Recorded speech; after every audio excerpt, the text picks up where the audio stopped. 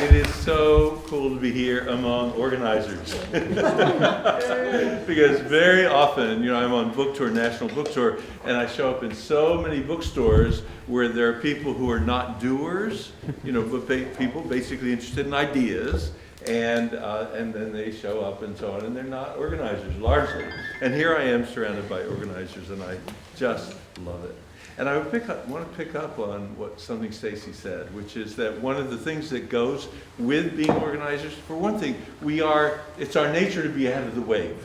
Am I right? Mm-hmm. We're some of the people who notice something first that needs attention, and then we tend to be moving ahead, trying to make things happen. We tend to be ahead of the wave. But it can be hard to remember, this is what I took anyway from what you said, that the wave is continuing, and that keeping an eye on that rather than getting immersed in the detail of organizing can be part of the occupational challenge of organizers. That is, we can get so into the counting of the numbers of heads in each meeting or whatever, all of which is important, right? That's part of it. But we can also lose sight of, and where's the bigger picture going? And what is that going to mean? Because ideally we would like to be riding the wave. Okay, we're ahead of the wave, but we hope the wave will catch up with us, right? And we'll be able to ride that wave to shore. That's what we really want. But it can be hard to keep track of where are we in relation to the wave. And so that's the first thing that I want to talk about right now, which is this political moment in terms of where the wave is taking us. And this is equally important whether you tend to focus more on the electoral arena or whether you tend to focus more on the movement building arena. And then I'll return to that question of the relationship later on. But first I want to just address the question of what is, at least in my view, the political moment that we happen to be living in. I think the number one characteristic of it is the polarization. That's nodding. Anybody recognize polarization? How many of you would say you run into some polarization in your life as you look around, right? It's really pretty intense. And my training is sociology, so part of what sociologists tend to pay attention to is group cohesion and group polarization, right? And so 10 years ago or so, a dozen years ago, I was tracking polarization. And I was noticing it was growing, because this is not just yesterday, right? This has been growing. And I was getting discouraged because I thought, well, when people are screaming at each other and not listening to each other, then how do you move forward, right? So I was feeling discouraged about the increasing evidence of polarization. And at the same time, though, I was also researching for this book that I called Viking Economics, which is about the Nordic countries, Sweden, Norway, Denmark, Iceland. And I was very curious about what was going on in their societies that enabled them to change, because they changed drastically from 100 years ago. 100 years ago, they were a mess.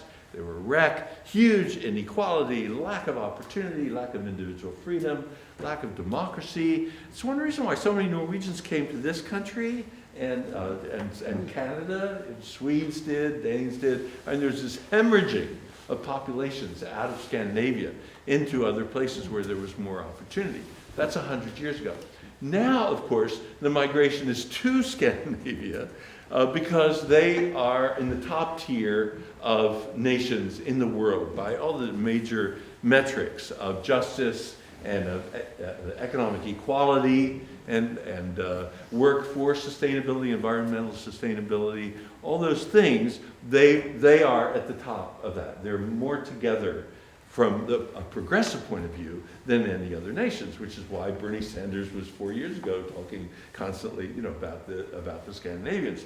He was right, and that's where they are now. But there I was mucking around in their history, trying to figure out, well, wait a minute, look, how do you go from 100 years ago being really bad shape to today being best?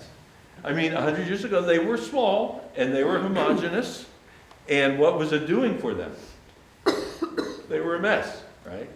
Now they're still small. They're not as homogenous. They've allowed tremendous migration. 1 in 5 Norwegians is foreign-born. even more, higher proportion in Sweden are foreign born, except a tremendous lot of migration. But nevertheless, relative to the U.S., they're pretty homogeneous, and they're very different now. So what enabled them to make the change? So I was puzzling about that. I was interviewing, Swarthmore was backing me up. I was researching with historians and economists, and I found out that the period of their greatest push forward was the same period as their greatest polarization in modern history. Blew my mind, contradicted my belief. Now, I don't know about you, but I don't like to change my beliefs. I'd rather stay with the beliefs I've got. And here was this clear contradiction. Nazis marching in Oslo, Norway. Nazis marching in Sweden. Nazis marching in Denmark. This is the 1920s and 30s. And at the same time, as all that was going on in the right wing, vicious, nasty, horrible stuff, on the left were people organizing for the dictatorship of the proletariat. Right? So there you had a spectrum, tremendous tumult, tremendous argument, people screaming, apparently not listening, and guess what? That's when they made their big change to become the countries that they are now. So, I'm trying to wrap my mind around this, not having much luck. And then I thought, well, wait a minute, George, you could look at the history of your own country. Okay, so I looked at the 1930s. In this country, what did we have? Nazis marching, right? We had Nazis filling Madison Square Garden in 1938, right? Tremendous growth of the American Nazi Party. Ku Klux Klan riding high, right? Lynchings in the South, that kind of thing going on. And at the same time, as that was going on the right, it was the glory period of the American Communist Party. And the 30s was the period of the greatest progress that we made in the first half of the 20th century. So my mind is crumbling. What am I going to do with this? And so I had to fast forward, of course, to the 60s, which some of you personally remember and lived through, right? Okay, the 60s, that was the beginning of the Thanksgiving dinner problem, right? Get my relatives together for Thanksgiving, they're going to scream and fight over Vietnam War, right? And there'll be some screaming and shouting about the Civil Rights Movement because that was highly controversial in the North as well as the South.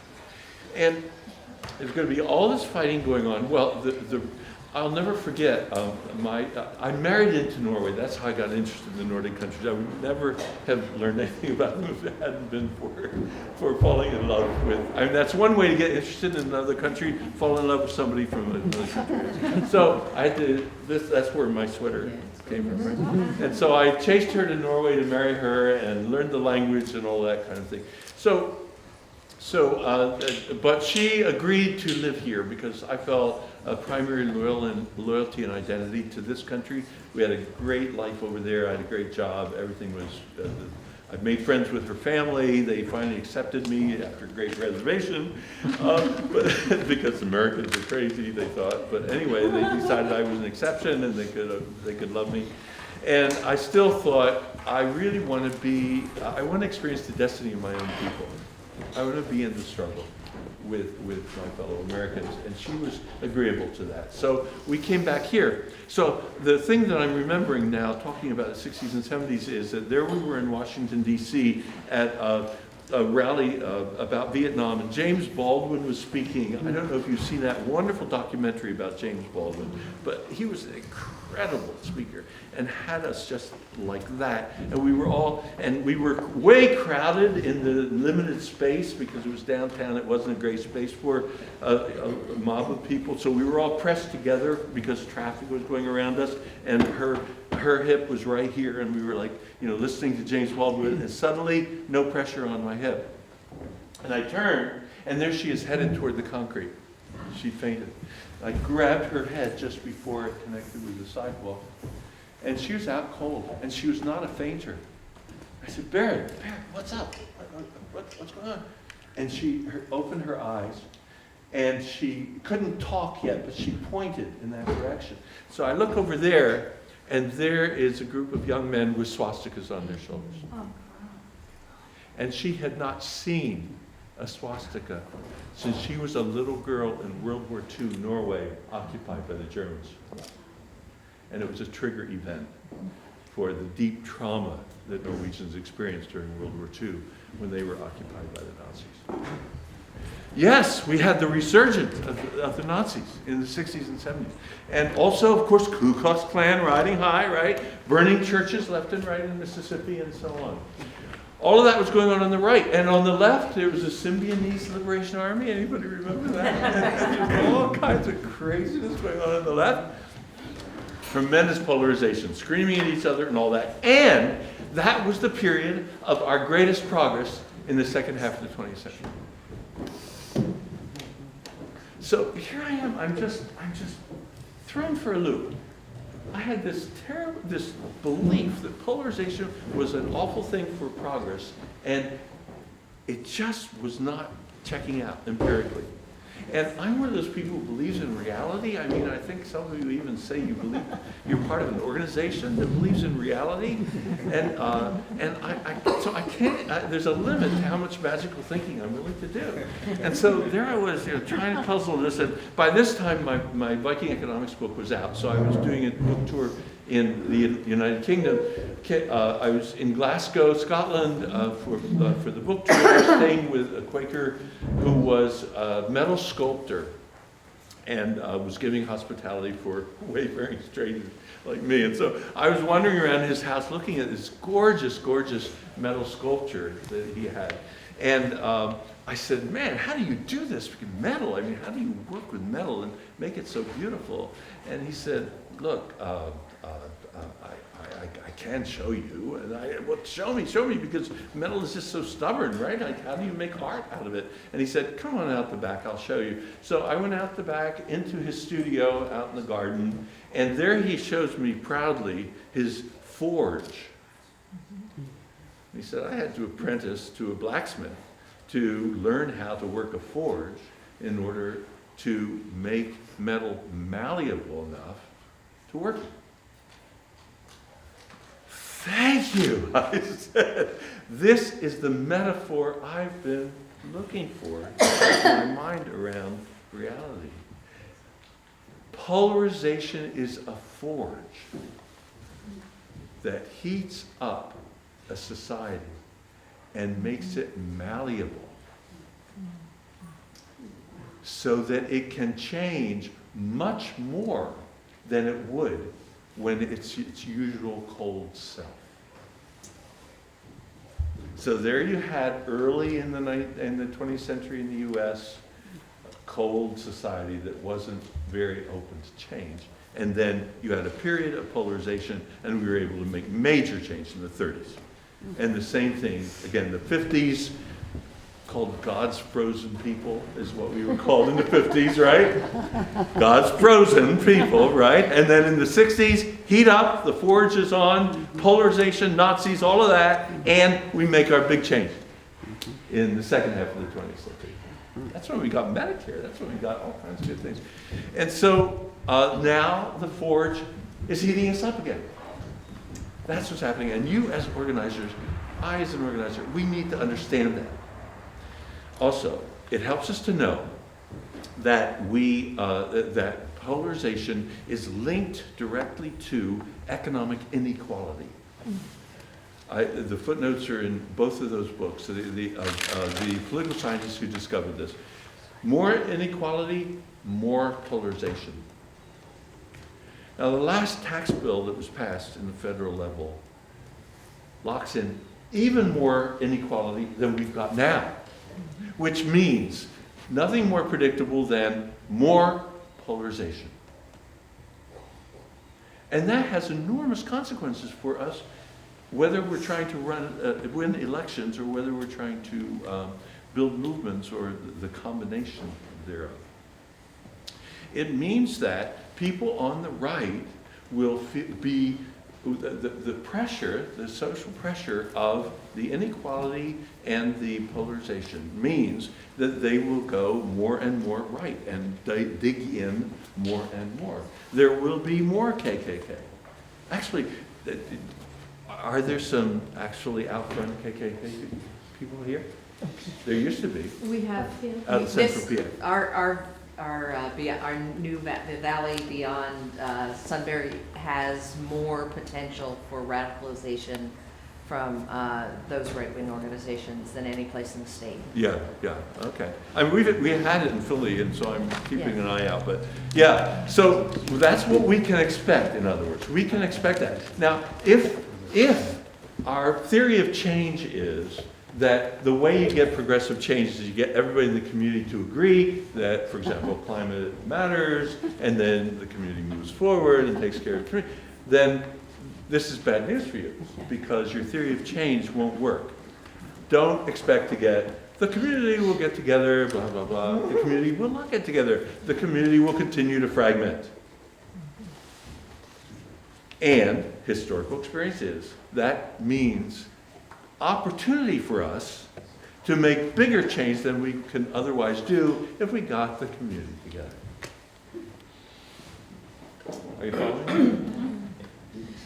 So it means gathering the majority of people, thank you DSA, gathering the majority of the people together in a movement. That's what makes change possible in a polarized time.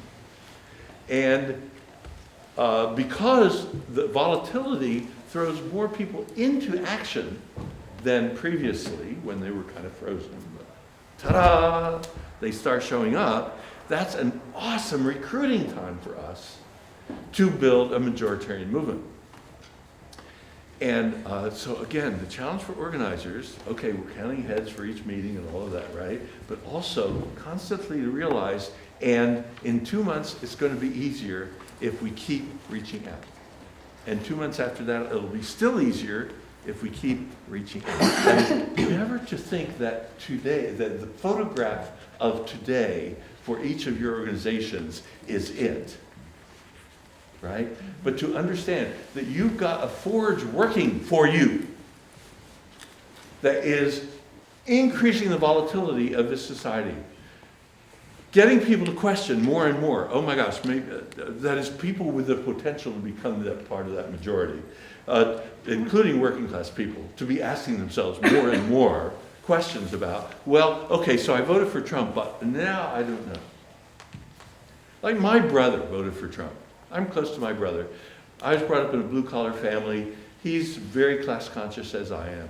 And he voted for Trump because already he experienced the Democratic Party as having abandoned the working class, which it did, of course. I mean, that's my view. The Democratic Party long ago lost the FDR kind of understanding of how to move things forward, and instead walked out on the working class. And so he said, I can't vote for Hillary Clinton because she's like the epitome, she and her husband, of that kind of abandonment of my people. And Trump, while he was a clown and crazy and all of this and that, he was no friend of the Pacific Pacific Partnership and all of that. You know, maybe on a wild day or other, he will do the right thing for us. I mean, it's not much of a choice. I wish it were Bernie that I could vote for, but since I can't vote for Bernie, I have to vote for Trump. So that was his reasoning. But he is way, way more politically involved. He went through a period 10 years, 15 years ago when he wasn't. Now he's much more politically involved because he's feeling the forge. It's heating him up. And there's so many people who are reevaluating. Now he's reevaluating his vote for Trump. He's just saying, well, I didn't know he was going to be dangerous. And as things play out, of course, I expect more and more people will be making that reevaluation. But again, it's not that we're trying to get everybody on board, because that would be a mistake, I think, as organizers to try to do, but to be trying to get that majority. Okay, so how do we get a majority? Again, I think the Nordics, who were successful in making a non-violent revolution, because what they did was they pushed their economic elite out of the way so they could actually have a democracy. And they had parliaments, but the parliaments were actually you have the best Parliament's money could buy. Right. Just like we have Congress, but we have the best Congress money could buy, right? So they understood where the power really was in their societies, the economic elite, and they had to push the economic elite out of dominance in order to be able to build their democracies, and then they could have these great societies that they have. And so that's what we need to do. But a key thing that we, I think, as organizers could do now, could step up on way more than we have, is that the Nordics realized we can get the majority to move forward if we show them what life will be like when we get there. You know, because the request we're making as organizers is struggle. Struggle, struggle. Struggle means pain, struggle means risk, struggle means losing some of us, and so on, right? My first experience major experience in movements was civil rights movement. We lost people in the civil rights movement. You know, there were people killed, there were people hurt. I was one of the lucky ones. I got beaten up a couple times, but I wasn't actually seriously hurt. You know, but so it's scary. It's scary to get into that level of conflict, but that's the level of conflict that we need to get into in order to win. And what happened in the Nordic countries, they knew they were going to have to wage nonviolent revolutions in order to make in order to get the elite out, was that they had to show the majority that they were looking for, and that the Forge was starting to create the possibility of, that that they actually had a vision of what they were for, not just a critique of what they were against, but a vision of what they were for. And I mean, the Nazis at the time, of course, were very good on what they were against. The right wing can crank up endless number of things they're against. So what the labor movement in Norway and Sweden and Denmark, and the farmers, the small farmers, what they did was develop a vision of what they were for. And then said, let's get behind that. Knowing that they had to write off the right, but that the majority actually would go for a left solution, a really progressive solution, if it could be made clear in common sense terms. I mean, not in highly abstract terms, but in common sense terms. Would you like higher an excellent education available for all, for example? Would you like affordable child care available for all, so women can go to work and men can go to work, and so on and so on and so on. All the things that they now have. Would you like excellent healthcare system for all that wasn't based on the amount of money you have, and so on and so on? To create an economic model is what they did actually, which put capital in the role of supporting what's good for the common people rather than common people what's good for capital. To reverse the priorities. And as a basis of the economy. And people got it. And people said, yes, that makes sense. That makes such total sense. We'll fight for that. And they fought for it and won. So we used to be visionaries in this country. 60s, 70s, we were cranking out a lot of vision. There were feminist utopias, some of you will remember, and there were Ecotopia. Do you remember that came out of California? The Colin Box. I mean, there were people doing the vision work, and along with doing the street work and the organizing work that was creating all the changes in the 60s and 70s. But then when Reagan came in, the counter-revolution. Because the natives had been restless. We the people, right? We had been way too out of line. So they needed to come and boom. And so when they slammed on us, well, okay, I'll talk about two things in that moment, because again, this is a big picture opportunity. And we made two big mistakes when Reagan came in. I was going to just talk about the vision question, but I'll come back to that in a minute. The most dramatic thing that people felt in their gut was when Reagan took the early opportunity in his presidency to fight with the union. Because the labor movement was getting way out of hand. It was just getting more and more powerful. The economic elite just was outraged that the labor movement was going so well. So when the air traffic controllers union went on strike, Reagan fired the air traffic controllers. Some of you remember, you're nodding your heads. I mean, I don't know about you, but when I'm in an airplane, Excuse I me? kind of like the idea of that there's somebody watching, Right. and kind of making sure the plane's going to get to where I was aiming to get to. That's it's the kind of thing you like, right? Reagan fired the air traffic controllers. I still can't believe it. Fired them. And that, but then as I was reflecting on it, I realized that's how important it was to him and to his bosses to fire them in order to send a signal to the labor movement. Now things are changing. Now we're in charge. And it worked. The labor movement went on the defense. And by defense, I mean decided, since they've now declared war on us, we have to hold on to the gains we've got up till now. Previously achieved gains are what we're going to fight for. But it wasn't only the labor movement that did that. The civil rights movement also went on the defensive. And the women's movement also went on the defensive, and movement after movement. The school reform movement, this country used to be so exciting for school teachers, public school teachers. It was expanding and growing in conception of how to have a really, really fine school system in the world, one of the world's finest, instead of what's been going on ever since the Reagan period. There were a number of movements, even mental health consumers. You remember the Grey Panthers, people with hair my shade we were doing all these disability rights movements. There were so many movements that then went on the defensive after Reagan initiated that counter-revolution. And let's face it, folks, how are you going to win when you're on the defensive?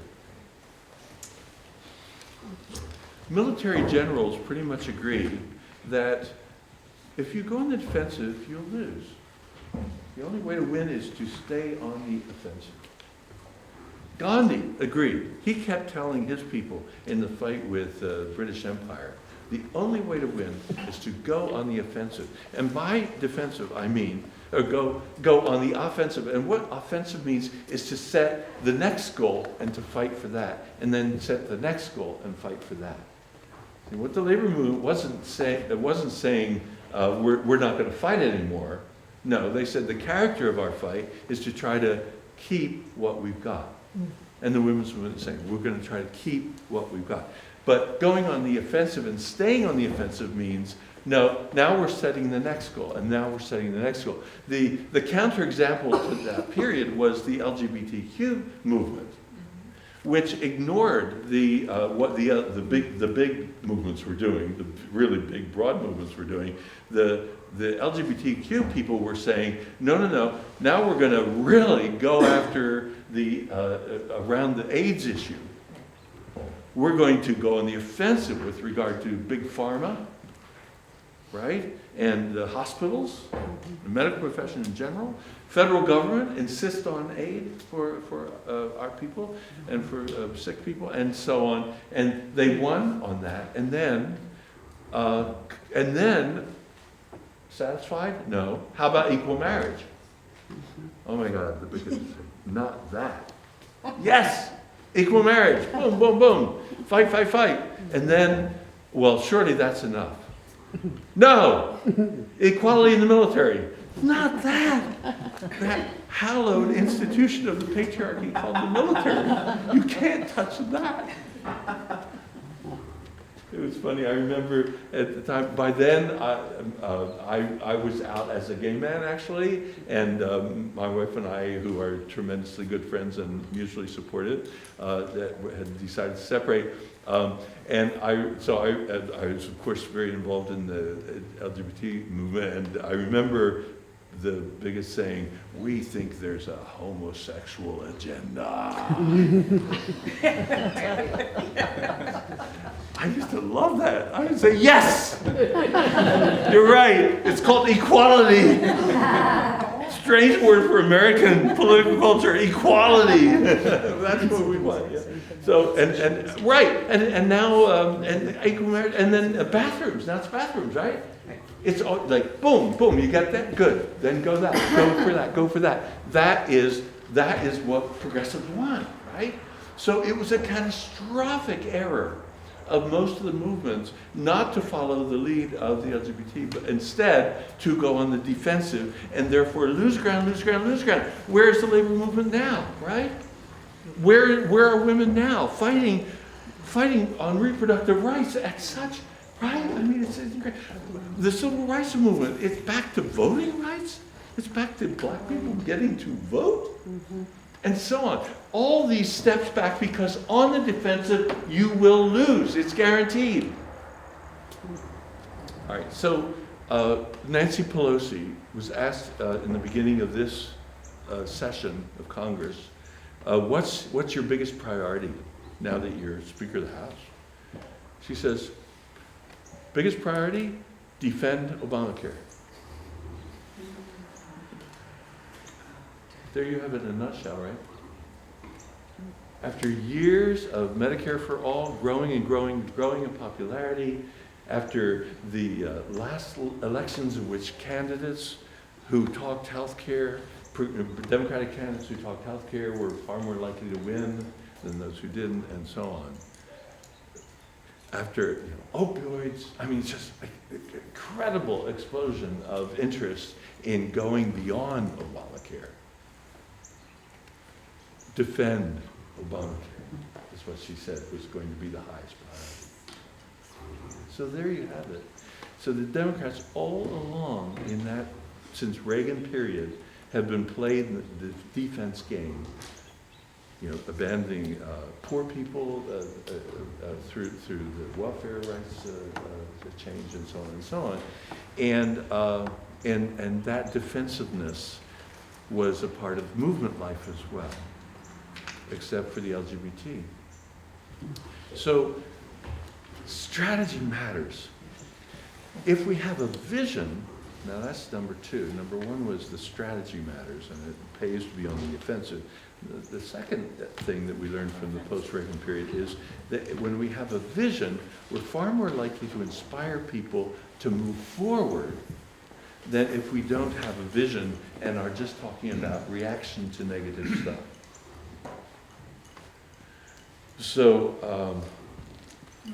the part of what was successful about Reagan was shutting down the vision as well as shutting down the going on the offensive.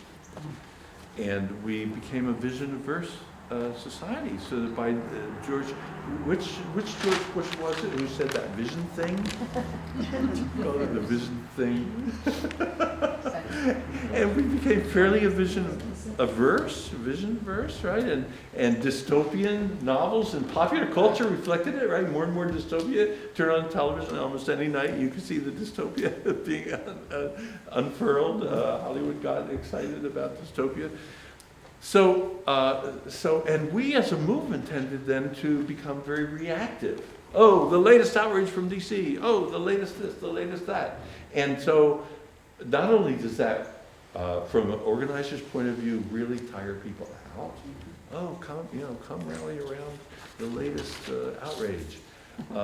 So we become reactive and can't do our best thinking while we're being reactive.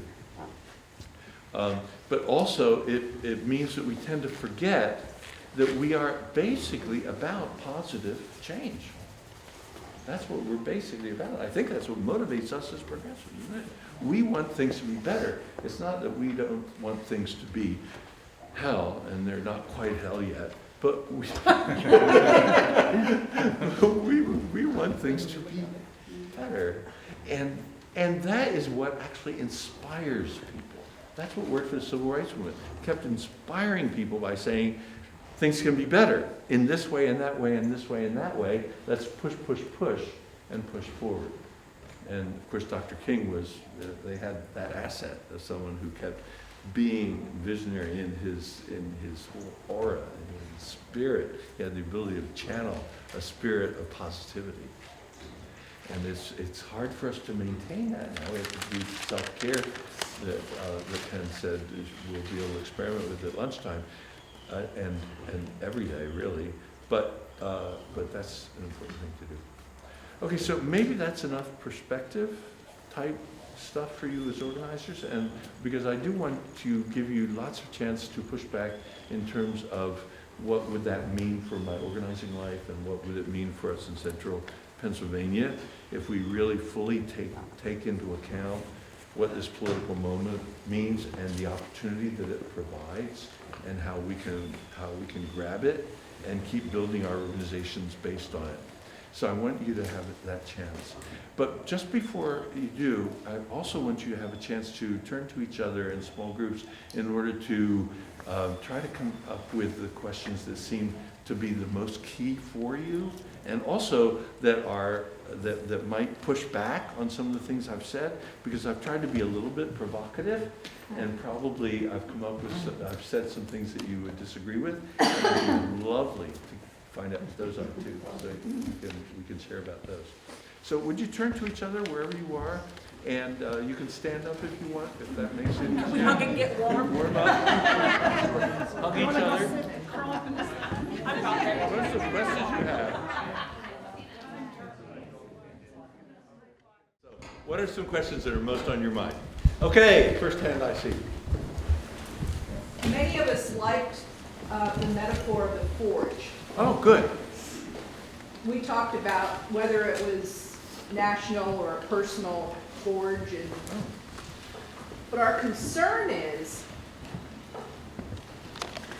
where does the forge get out of control and create a massive melting point that we can't come back from? Right. It's a good question. Well, that happened in Germany and Italy at the same time as it was going on in Scandinavia, 20s, 30s, right? And at first, when I noticed that the forge did its work in Scandinavia and they got so much progress out of it, I thought, oh, good. Why are you working so hard, George? The forge will take care of us. And then I thought, but wait a minute. Polarization was going like mad in Germany at the very same time, right? And in Italy at the very same time. And obviously, in Germany, the outcome was Hitler. The economic elite played a role in getting Hitler in as head of the state to be the law and order guy, that they thought they could control. So they kind of handed the state over to Hitler to take care of, because the natives were getting restless. And the same with Italy. The economic elite thought, well, why not give this state to Mussolini, because he'll be a big law and order guy. So they go to fascism, right? So yeah, so that's what can happen with the forge. The forge can keep getting hotter and hotter, but then I needed to do additional research, which was, okay, what were some of the strategy mistakes that were made in Germany and Italy that were not made in Scandinavia? And I realized that the Scandinavians played the polarization very well, and the left in Germany and Italy did not. They made some tremendous mistakes. For example, they got so fascinated in Germany and Italy with fighting the fascists that they forgot about the economic elite. That was the real problem. And so they would go to each other's, like the left people would notice where Nazis loved to drink, and they would go and provoke them, and then there'd be a big fight in the streets, and vice versa, and so on. There got to be increasing, both in Germany and Italy, increasing amounts of violence while these movements were fighting each other, in the streets, violently. And so, and there's always the middle, right? There's the middle in central Pennsylvania. There's always the middle who aren't quite sure which way they want to go. when there's polarization, when there's opposition to each other. And so what they are watching in Germany and Italy is increasing degree of out of control. And so they then support Hitler going into office and Mussolini in Italy, because what's worse than insecurity? And that's very human, that's very deeply human. Abraham Maslow says that's one of the most fundamental human needs. It's some degree of security. You know, it's time to go to school, you want to know you can get there. And so that security question came up because of the bad decisions made on the left in Germany and Italy. And in Scandinavia, as fascism grew, the left refused to take the bait. They just refused. So that was a very smart move on their part. So there's lots of strategy questions that come up. The forge we can't do anything about. The forge does its own thing because it's responsive to the economic inequality, and as long as the economic elite runs our country, the inequality will continue to grow. That's the historical evidence so far. They have no self-restraint. They will just go ahead. They already have bought property in New Zealand to run to. They've already got their condos in missile sites in the Midwest. The New Yorker has outed them about that, with landing strips and armed guards and so on, so they can leave their Fifth Avenue apartments, go to the Midwest, get in that condo. The armed guards will protect them for the peasants coming after them with pitchforks. And others of the Fifth Avenue crowd will go to, Wall Street crowd will go to New Zealand and hunker down. So they are not actually worried about the future of the country. They are taking care of themselves. So it's really on us to be the grown-ups in the situation and to take control. But until we do take control, as long as the economic elite does run things, then we can't expect, we're not in charge of the forge, in other words. So it's a forge without a blacksmith. So that means to me, that actually affects my judgment about how I live my life. I live my life in such a way that I try to move as rapidly as possible toward taking control and pushing the economic elite out. Because until we do that, we actually can't handle climate or anything else well. Yes? I just wanted to speak to that. I don't know, to Ann, did you also? So I think it's a great question, and this is what I was thinking. This is what I was thinking, Candy, is like, I think for a lot of people who come from either, well-educated and or upper middle class or upper class background, like we tend to think about power and governance at the same time. And so when you talk about the forge, we like see that and then we get anxious and we're like, oh, but what if the structures, what if the institutions get eroded? And for me at least, it's like, that's not my burden to carry, right? Even though I'm an elected official, it's sort of weird for me to say that. But basically what I'm saying is, like when I'm wearing this hat as an organizer, I just need to worry that the forge is heating up and we need to do everything on our side to make the most of it, and not second guess or undercut, my own understanding of power. And because I'm worried about, well, what might it do to the institutions or whatever. There's enough pundits and bureaucrats and people who care about that. That's not, we have to trust that. And liberals maybe have a bad habit, or maybe I do, of overthinking, but that's partly my answer, right? Is I have to let go of that. Like, it's a valid concern, but it's not mine. Is it possible that the other side is also counting on that forge heating up to make society malleable so that they can make the huge changes? Absolutely. Well, I really feel like the question, what I came out of this with is, like the question comes back to the vision. Do we have a vision? And if we don't have a vision, and so obviously what happened in Germany is they lost vision. There wasn't anything for everybody to join into. Because if there'd been vision, perhaps the Jews could have joined the vision. And all of that could have looked different. And I think, what I wrote down when you said that was, we don't have endless funds or resources, but we have the possibility for endless vision if we only, are working it toward that. So that was really my Beautiful, beautiful, beautiful, yeah, yeah. Couple comments on vision. One disadvantage they had in Italy was that they had three visions competing with each other on the left. They had an anarchist and a socialist, democratic socialist and a communist vision, all fighting it out with each other. In Germany, it was more just the communists and the democratic socialists fighting it out.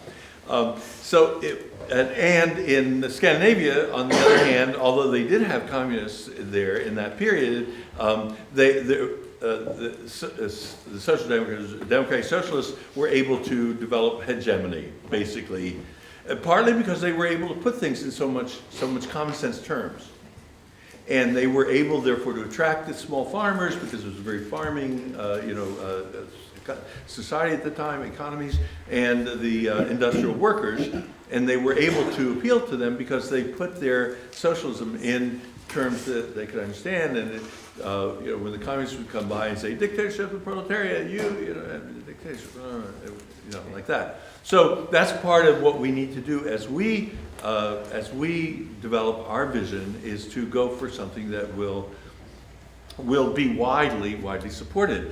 So I have conversations with my brother, right? Okay, so my brother has a couple of grandchildren who are very, very challenged, disabled in various ways, and so his daughter their mom is amazing in getting services here and there, but she drives herself crazy trying to get enough services for these kids. And he is she's a hero for him, because it's constant work. So we were talking one day, and I said, I'm recently back from Norway, and how your grandchildren would be approached, how all that would be done in Norway is blah, blah, blah, blah, blah. And actually, now there's a guy who listens to Rush Limbaugh, right, and Fox News, so on, so on, so on. And I say, so in Norway, they would do this and this and this, and of course the way that fits into their larger healthcare system is this and this and this. And he said, sounds like a plan. I didn't use the word socialist once. Right? I'm a member of DSA, but I didn't say, and as a member of DSA. I just described. So we need to be able, it's fine to be in DSA, obviously I'm a member, but it's also tremendous to be able to have descriptive vision that can be described in ways that people can understand. How many working class Trump voters have aging people in their families who face poverty? Have people in their families with medical challenges that are not sufficiently addressed? Who have diabetic members in their families who are cheating on the amount of medication they give themselves because the money has to last till the end of the month, right?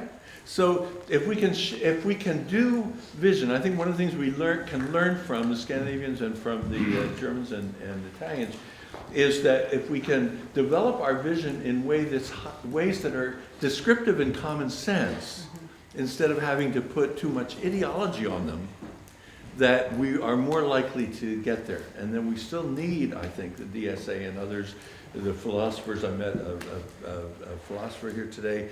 We still need that cutting edge work because that's a major source, that's source material for vision. But for us as organizers, we need to also be able to communicate it in ways that make sense. Is that helpful? Yeah. Yeah. Following up on that, I wanted to ask a question. We've been working with our county commissioners to get them to do the renewables projects, and we have a vision. But when we communicate our vision to them, I'm not sure that we're getting things right according to them, because they're not jumping on our vision. So we've backed off a little bit in our asks. And I'm thinking that maybe we just need to find a different way to present our vision. Because we're both thinking at this point that we're sort of scaring them with what we want. Do you have any suggestions? Two.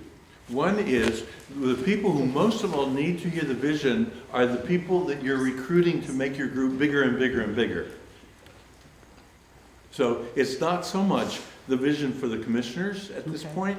It's much more vision as a way of organizing more and more people behind you, so that you show up with the commissioners with twice as many and then 5 times as many and so on, right?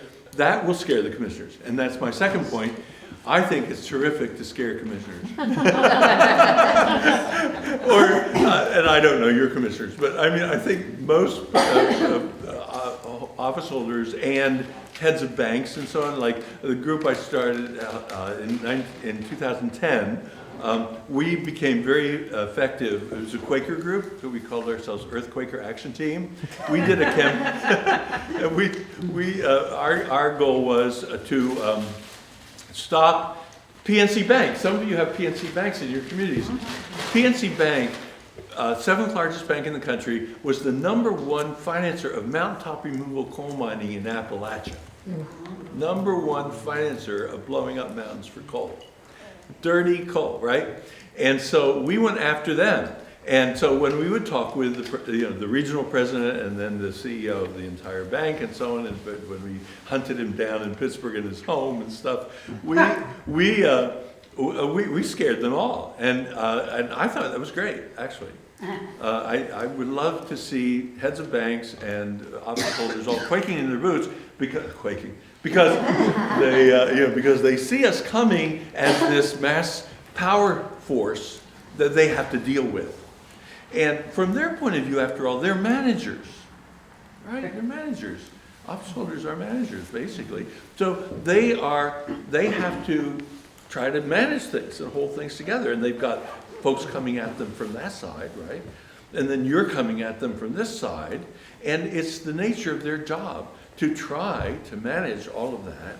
But who's going to win in those different points of view that come at them is going to have to do with not just persuasiveness in rational terms, but has an enormous lot to do with political clout that you've got, which has to do with your numbers. And also your willingness to put skin in the game through action that's highly demanding on you. For example, at one point, we thought that the bank leadership in Pittsburgh is the headquarters city for PNC Bank, and our base was Philadelphia, although we were growing in surrounding counties. So we thought, well, they don't quite take us seriously. We scare them, but not enough. So we'll walk to Pittsburgh and confront them. So that's what we did. I did that, a 200-mile walk. I didn't know I could. I said to my doctor, can I walk 200 miles? I'm this old man. And he said, George, you can do anything you want. It's all about training. Start training tomorrow. So we did it. We walked, but that's like skin in the game, right? Other people can show skin in the game by getting arrested.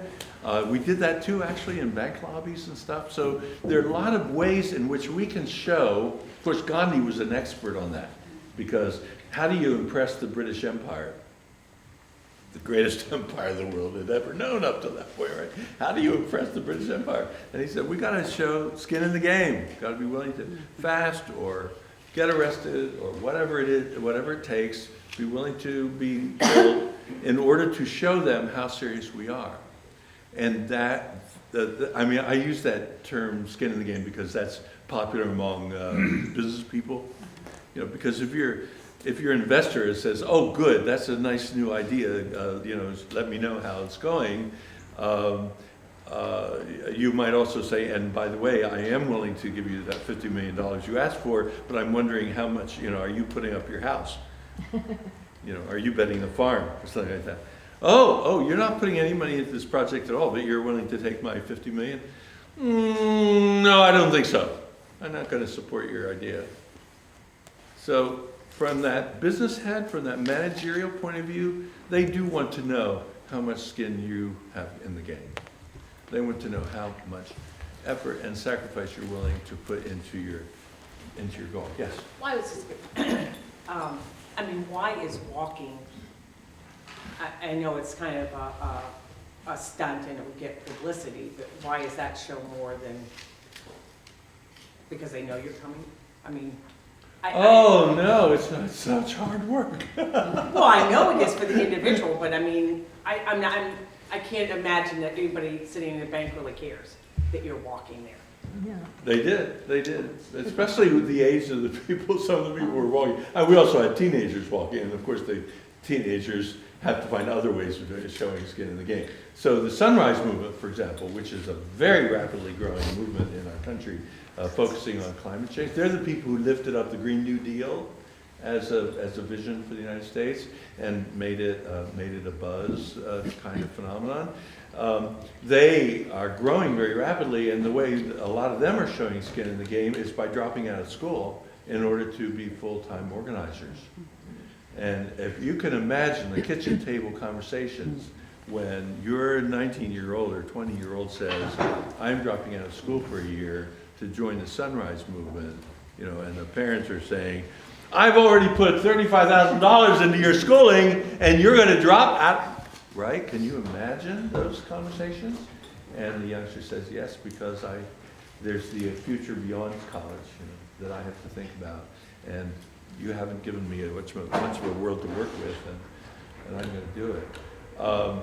That's skin in the game. You know, I'm going to jeopardize my, you know, and all that. So there are all these different ways that people can do that, but Let me just add from one, the- sorry? one thing. I Yeah. think, Claudia, one of the things is just to walk, if we all decided we were gonna walk to Pittsburgh for some reason, it was gonna be a one-time thing and we're gonna do it, it wouldn't do anything really. We'd hurt our feet, whatever, spend money. But if it's part of an ongoing campaign that is educating people as you go along the way, if you're marching and you're talking about, in this case, you're talking about what the PNC Bank is doing, they don't want you to go to all those communities talking about what the Okay. PNC Bank. You got what I'm Yes, saying? I wasn't getting that It's- aspect of it. It's part of a Thank you. whole campaign of education. It's not the A trick of stunt. walking. It's the fact that it's one new way of getting the word out and building people to join the movement because they're educators, what's going on. I just wanted to. that's right. We went from Thanks. town to town where there were PNC banks. Okay, that makes a lot more Yeah, sense we did actions all than the it was time. just this, like, publicity stuff. Yeah. Yes. So I'd like to interject into the conversation something about visioning, or not visioning, but rather gathering people to you as you express your vision. A very excellent book by the Heath brothers called Made to Stick is a book about how ideas get formed and how they get broadcast into the community. One of the things in that book that has been a revelation to me is an idea called the curse of knowledge. And the curse of knowledge happens, so they did this experiment, and this is based on an experiment where they invited people to tap out a song. So they had tappers and they had listeners. And the tappers had to think of a song, and then they had to tap it out. And the listeners had to guess what the song was. And the tappers thought that the listeners would be able to get the song 50% of the time. And in actuality, the listeners got the song only 2% of the time. And this goes right to the heart of the matter, because we can, I think, back to what you said about what the defensive position is, we think we know, we are all pretty much in tacit agreement about how we want America to look.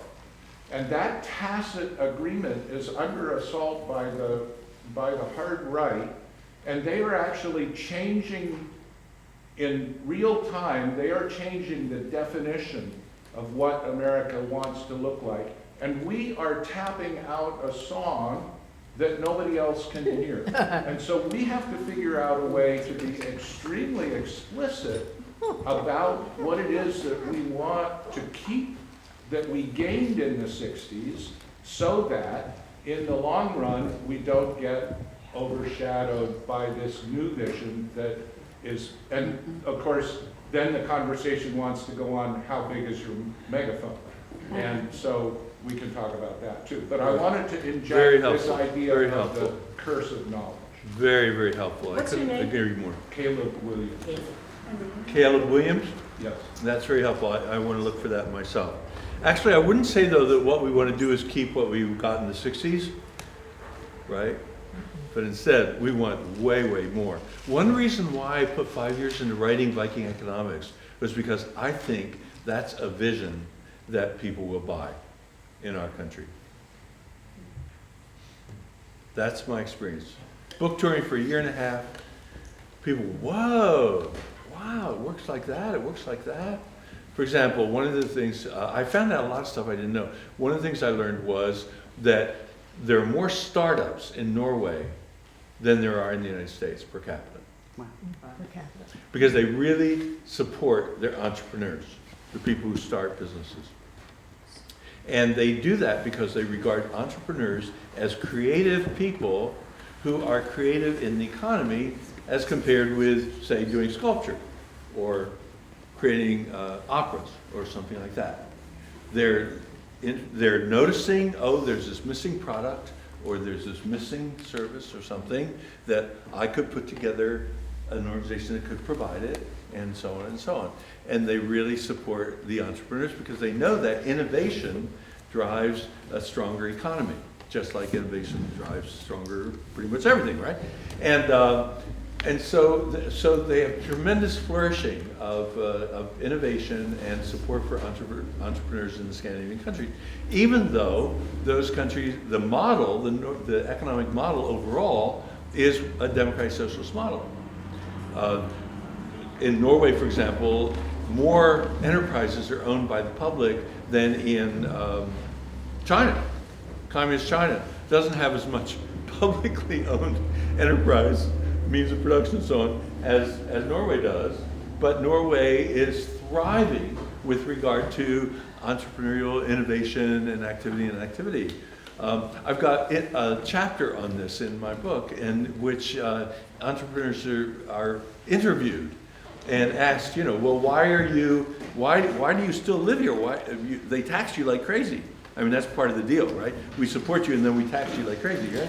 And so, and regulate also in multiple ways, so you can't be doing damaging stuff to the environment, stuff like that. And so that your workers are really well supported and so on and so on.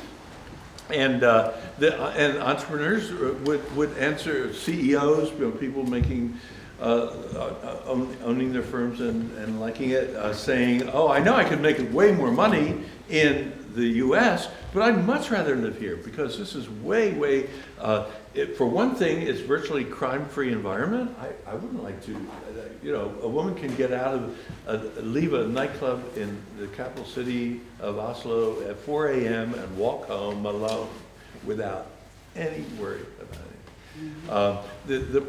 It's not only a fantastic lifestyle I don't have to worry about. If my business crashes, am I toast for retirement, or my kids can't go to school? I mean, all those things are available, plus stability in the economy, because the economy is run in such a way that it's not boom and bust, boom and bust, boom and bust. And I wouldn't like to live in the US. I mean, the tremendous insecurity, which is a pressure on people to accumulate more and more money because they can't count on the society to even be, on an even keel in America, because you never know from one point at one time to another whether there'll be a bust in your industry or whatever. There's a system called flex security, which also takes care of supports capital to remain in the country and so on. They've got a lot of, they've thought out, in other words, after these decades and decades, an economic model that just works so much better than ours does, decade after decade after decade, for the people as a whole. And the results are quite tangible, and my brother can understand the results. Every single person, I'm sure, in central Pennsylvania could understand the results and would prefer to be able to have those opportunities. Free higher education, are you kidding? Excellent health care available, low drug prices, controlled drug prices and all that. Of course, a huge majority of central Pennsylvania would want to live in those countries. So I figured, well, the shortcut to vision, since we've been through this fallow period of the visioning, since the Reagan period, and we've kind of lost our vision muscles a little bit, why not just tag on to what works, the best practices in the world, and say, well, it's this kind of thing. We'll want to adapt it to America, you know, because we have our own history, our own interesting quirks and so on. But let's grab that model because it's the best model, best functioning, and outperforms the United States model by far. Let's grab it and run with it and sign up. Boom, take it to the commissioners. I'm liking the sort of structure that you're giving to this. I do have my own perspective on Scandinavia a little bit. Because Okay. I've studied the eco-municipality movement in Scandinavia. Which movement? The eco-municipality movement Hmm. in Scandinavia, which started in the early 80s. And so I think it actually ties in nicely to what you're talking about, but what it does speak to is there's a massive economic slump in particularly Sweden, but other Scandinavian countries in the early 80s, and lots of municipalities were really struggling. There was but what I'm interpreting now through your terminology, there was a vision campaign, which was very concerted. It was actually both grassroots and sort of cooperative, therefore eco-municipality, like the municipalities were involved. Basically, everyone for their jobs, for their involvement in public service, had training on basic principles of the ecology, and basically 4 positive principles for things to be avoided, pollutants and things like that. And then they were asked to generate, what does that mean in your job, in your life? What it did was create an engine for vision at a local scale, which I think worked more comprehensively than, say, the transition towns movement. Because I think we do have people working on vision now. We have people like... That's true, transition towns. Right, transition towns, which is all very local. You have Kim Stanley Robinson, who's been writing random books about visions of the future for, you know, more recently than Colin Black. But we also have a splintered communication economy, so that no one mass marketed vision really goes, it has a mass market. So I think actually this model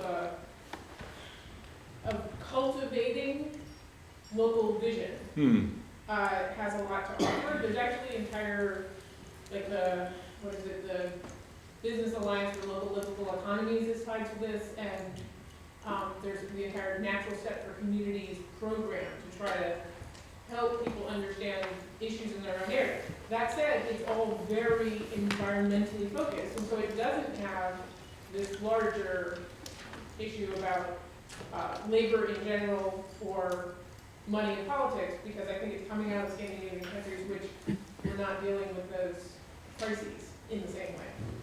Thank I you. just wanted to Thank put you. that out there. I'm liking Oh, that. yeah, that really helps balance our understanding, and it's also an invitation for us to do likewise, right? Like there were several study groups in Vermont using Viking economics as a study material that said, well, let's do it for Vermont. And so they've created something called the Vermont Vision Summit that has already had 2 annual meetings and is generating vision like crazy and going around interviewing farmers and interviewing all kinds of people about what would you like Vermont to be like and so on. And they've tied in with the Sunrise Movement, who are trying to pull some of those principles they've already developed and take it to the state legislature and say, hey, we've already got some vision worked up here and we want you to implement it on the state level and so on and so on. So that's what I get from what you say, which is that there's already the possibility of a bottoms-up envisioning process. I think there is, but there's also a cautionary note, which is that locally, whenever I have conversations about these principles with people here, they come to conclusions that I find really problematic, right? Like their solution to, we might agree X is the problem, and my solution is we need, clean renewable energy and the associated jobs, and their solution is more natural gas. Because in their understanding, they think it's cleaner, and so they think they're saying the same. So I think that is one of the challenges locally, is that. And it's the conversation that needs to be had, Yeah. right? So it's a way to get into the conversation that is not skewed by party affiliation. which is the problem when candidates, I love it when candidates talk ideas also. Like I love it that the Democratic presidential candidates are actually having idea debates instead of just personality throwdowns. So I love that. But on the other hand, when it's not associated with party affiliation, but is about the merits of the ideas, wow, we can teach each other a tremendous lot and have that kind of discourse. So then Other- it's about 11:30, so I'm just wondering, and we're going to stop about 10 or 12. 10 and 12, So just- great. More pushback and questions, yeah.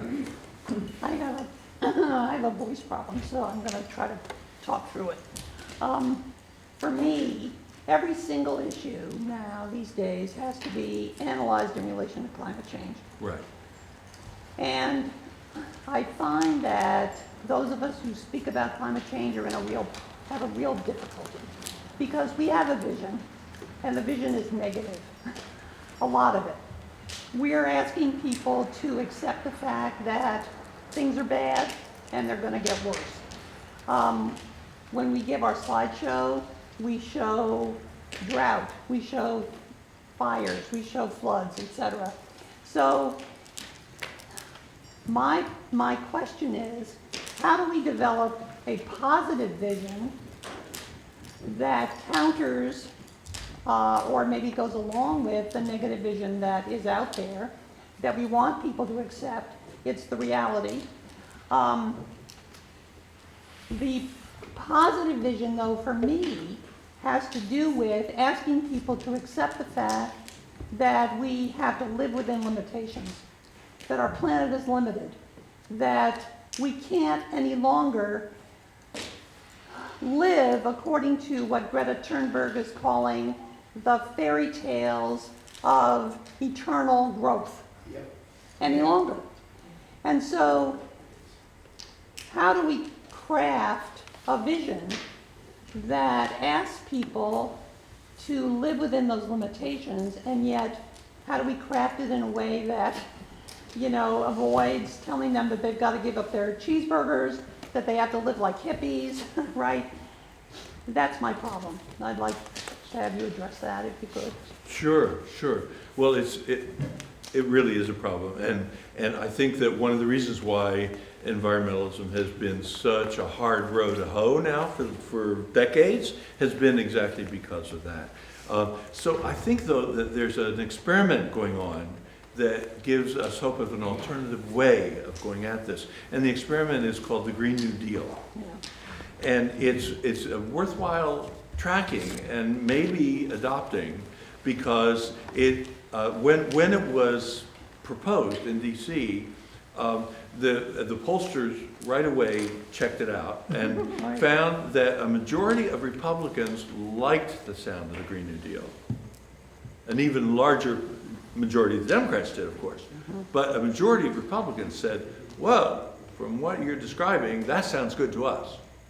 So that's an experiment worth watching, because it's very bold, it's very sweeping, and it includes multiple other issues, like joblessness and so on, and puts it under the rubric of a mass mobilization.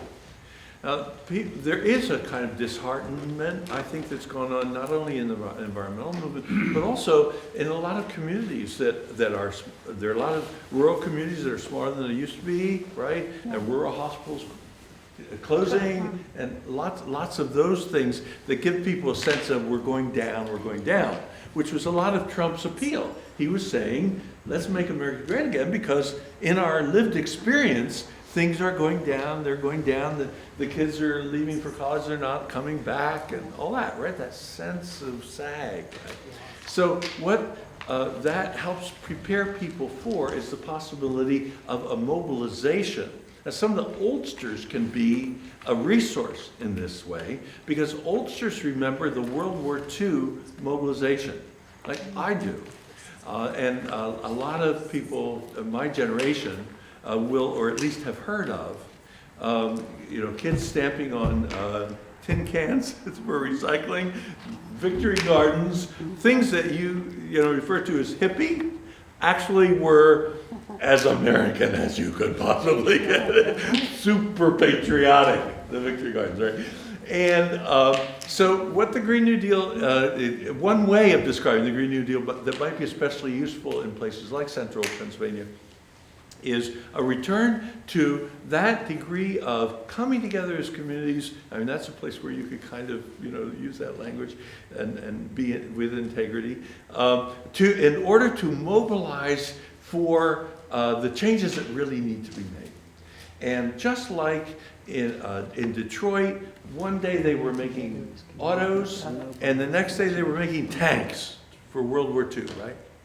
And one day shipyards were making commercial ships, and the next day they were making battleships.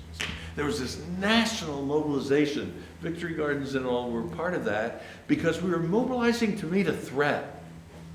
And how wonderful that we were working together to meet this threat. Now, some people will not buy this image. You understand? This image is my intention for this image is for the majority. So please don't think, yes, but I have this neighborhood not at Carolina. It's all right. It's okay for 20%, 30% of the country to think we're crazy. That's okay. We don't need 30% to win, right? Locally, So we have more than 30%. We have more than. Okay. About 30%. Okay, 40%. Okay. 70. Yes. Okay. In that case, then I want to remind us. Okay, in that case, I want to remind us of the civil rights movement, which for 10 years, 55 to 65, made enormous gains with majority opposition. In the South, the majority opposition was like whatever 90% against the civil rights movement of white people, right? 95% of all the office holders and so on wanted the black, the young black organizers dead. Talk about tiny minority movement, and the country as a whole is only 10% of the population, and tons of people in the North wish they would go away, if not be dead, just go away and subside. Why are you making all this fuss, et cetera, et cetera, et cetera? And they won with a very, very small minority movement, but they put so much skin in the game that they won. And so I just remember that. This isn't just a question of polls. But of course, if we can, like your study, your book suggests, if we can describe things in ways that are more likely to communicate to larger numbers of people, we want to do that, right? And that's the point of this mobilization idea, of going to the Green New Deal, which is a big mobilization. It's talking about massive expenditures led by the federal government, but with tons of local participation to be able to re-gear our economy. Well, yes, that also implies re-gear our personal lifestyles. Yes, it does. But it doesn't lead with, guess what, you get to be a hippie. It doesn't lead that way, right? It starts out with, guess what, you get to be part of an enormous response to an enormous threat. And the last big enormous threat we had was the Germans and Italians declaring war on us, and the Japanese, and we responded, and didn't we ever? Oh my gosh. I say that as a pacifist. Am I in love with the bloodshed of World War II? Obviously not. But I'm also looking always for the positive, because it's the positive that's going to win. It's not the negative that's going to win for us. It's going to, if the fascists win, they will win with the negative. So we can just let them have it. Sorry. We can stress the positive. And the positive is mobilization, which means change. Wow, it's going to be amazing. And like that. Make sense? Thank you. You're welcome. Along with vision, my question is, being where we are quite rural, should we focus, there's like a lot of different groups here that came together, should we focus in our communities on different visions, depending on what we feel people will be most open to, or should we focus on one vision? And if we do, either way, how should we describe it to people so that they can actually envision it and hopefully come on board? And the other thing I was thinking about, and you brought up about making America great again, and people, see things as going downhill. one thing about that, although it makes me cringe, because of what's been done with that phrase, is how smart it is because each person can actually come up with their own vision of what that means instead of, it's not as descriptive as though, like I'm feeling like maybe we need to be more descriptive to get people to understand the vision, to join on. In that case, you don't have to, because everyone can envision what they already feel was great in their past. So is there something possibly like that that's a little more overreaching that we could come up with as a whole, or should we focus individually on communities? I would go for the community level just because of the time. Right. I think it'll be faster. And yeah, I think it would be faster. And in terms of larger political impact, if you could do it, how would this community be different if we were to be able to be part of this great national mobilization that's good, again, you know, to deal with what we're facing, than using the, for you who are the starters, like you personally and your gang, right? For your gang to take the Green New Deal as it's been developed so far and say, and what would that mean for this county? Or what would it mean for this community? Or what would right? And so, and it's not like you would necessarily start the conversation by saying, guess what, there's this thing in Washington and what would it mean for us? Because that might get people's backs up. But it might be, hey, we've come up with this idea about what, and guess what? It would even fit in with the possibility of a whole national change that seems to be being discussed all over the country, and even on, you know, presidential candidates are talking about it and everything. So, and as you know, economists are trying to figure it out, whatever. And our piece of it might look like this. And what do you think about our piece of it? Do you see where I'm going with that? So that it's like in sync with. It would be great if the degree to which it could end up being in sync with the Green New Deal adds more power to the whole national level change, and at the same time, maybe you can do it in such a way that it is owned by your locality, owned by your county, or owned by your town. Am I making sense? Yeah. You know, you were talking about pushback, and so, you know, I was thinking about, like, if I'm sitting here and I'm thinking about the forge, for example, and like one of the big issues, it seems like there's a lot coming back to the question of economics and class. Right. And like that's part of the problem, but it's not the whole problem. And I worry that sometimes, right, there's a certain kind of like, you know, left or whatever when you call it politics that thinks that that's everything, right? And if we talk about identity and community, be that race or gender or sexual orientation, you know, that somehow that's just kind of like in a, you know, that's just sort of window dressing. It doesn't quote unquote really matter. And so I'm just wondering, you know, like my personal answer about this big question about, you know, is it the isms, you know, racism, et cetera, or is it class? I mean, I think the two go back and forth. But we have to have a good power analysis to know what to do. And in my experience, you know, if we're building these larger movements, a lot of times the failure of the left to deeply understand that these issues matter has left a lot of communities with either like a sense of abandonment, right? So when we're talking about like, oh, the vision is Medicare for all, and the black community's like, we're being killed out here, motherfucker, right? What are you talking about? Or pick another community. So there's a poisoning of the infrastructures that are there. The Democratic Party is poisoned from some communities' perspective because they've heard this for too long, they're disillusioned. And so it's not enough to have a vision about economics.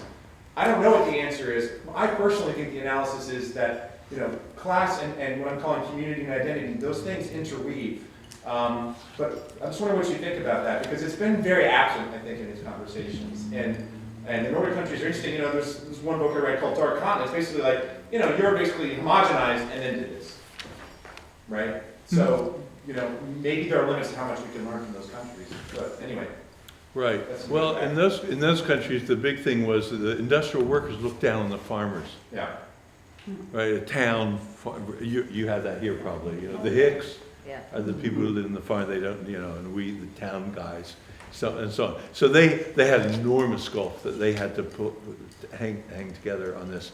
But we're organizing. We're organizing. I feel like a lot of the progressive movement is like, when will these people just wake up and understand their goddamn economic interests? Yeah. I think that's the No. wrong perspective. So I want to respond to your main point. Yeah. I just add that as a postscript. But your main point, I think as organizers, we can ask ourselves, the person I'm talking with now, where does the system hurt them?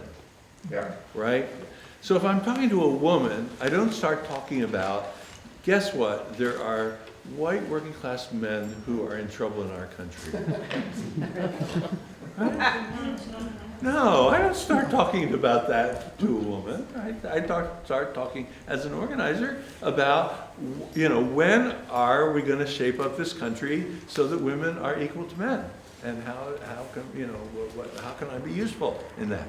Because the situation of women is influenced by the system as a whole, and inequality is, and so on and so on. So each group that's shafted by our system needs to be addressed in their terms.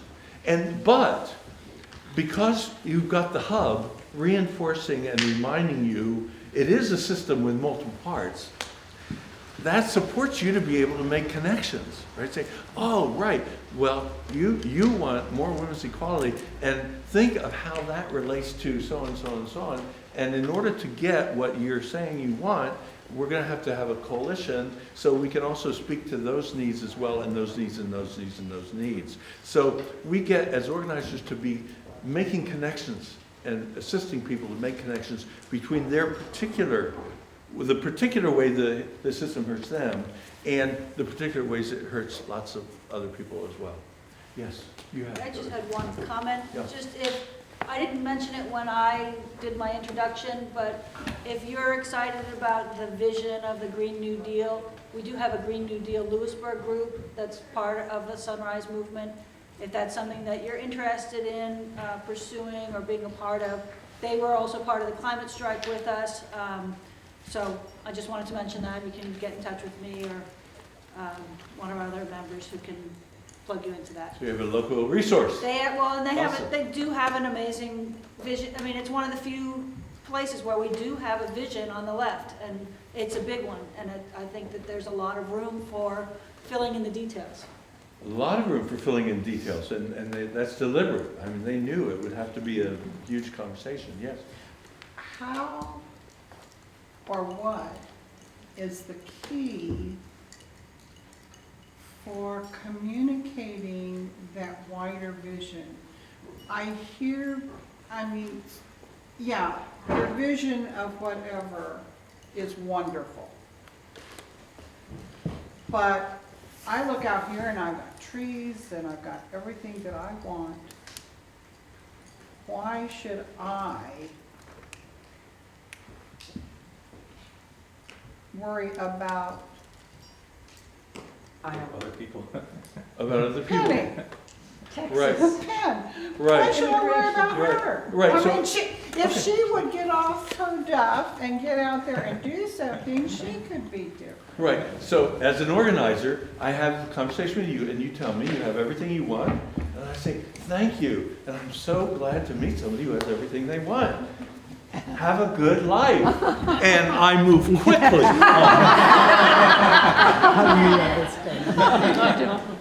on. Okay?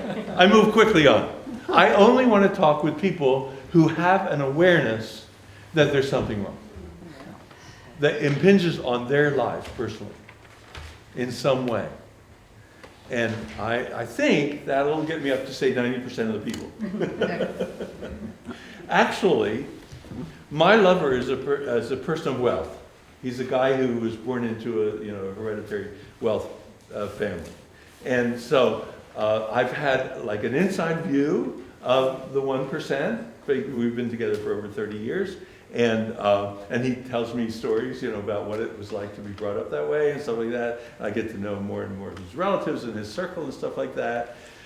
Actually, he took a very long time to admit to me. He had to come out of the closet. He was wearing thrift store clothes, fitting into the groovy organizer, young organizer thing.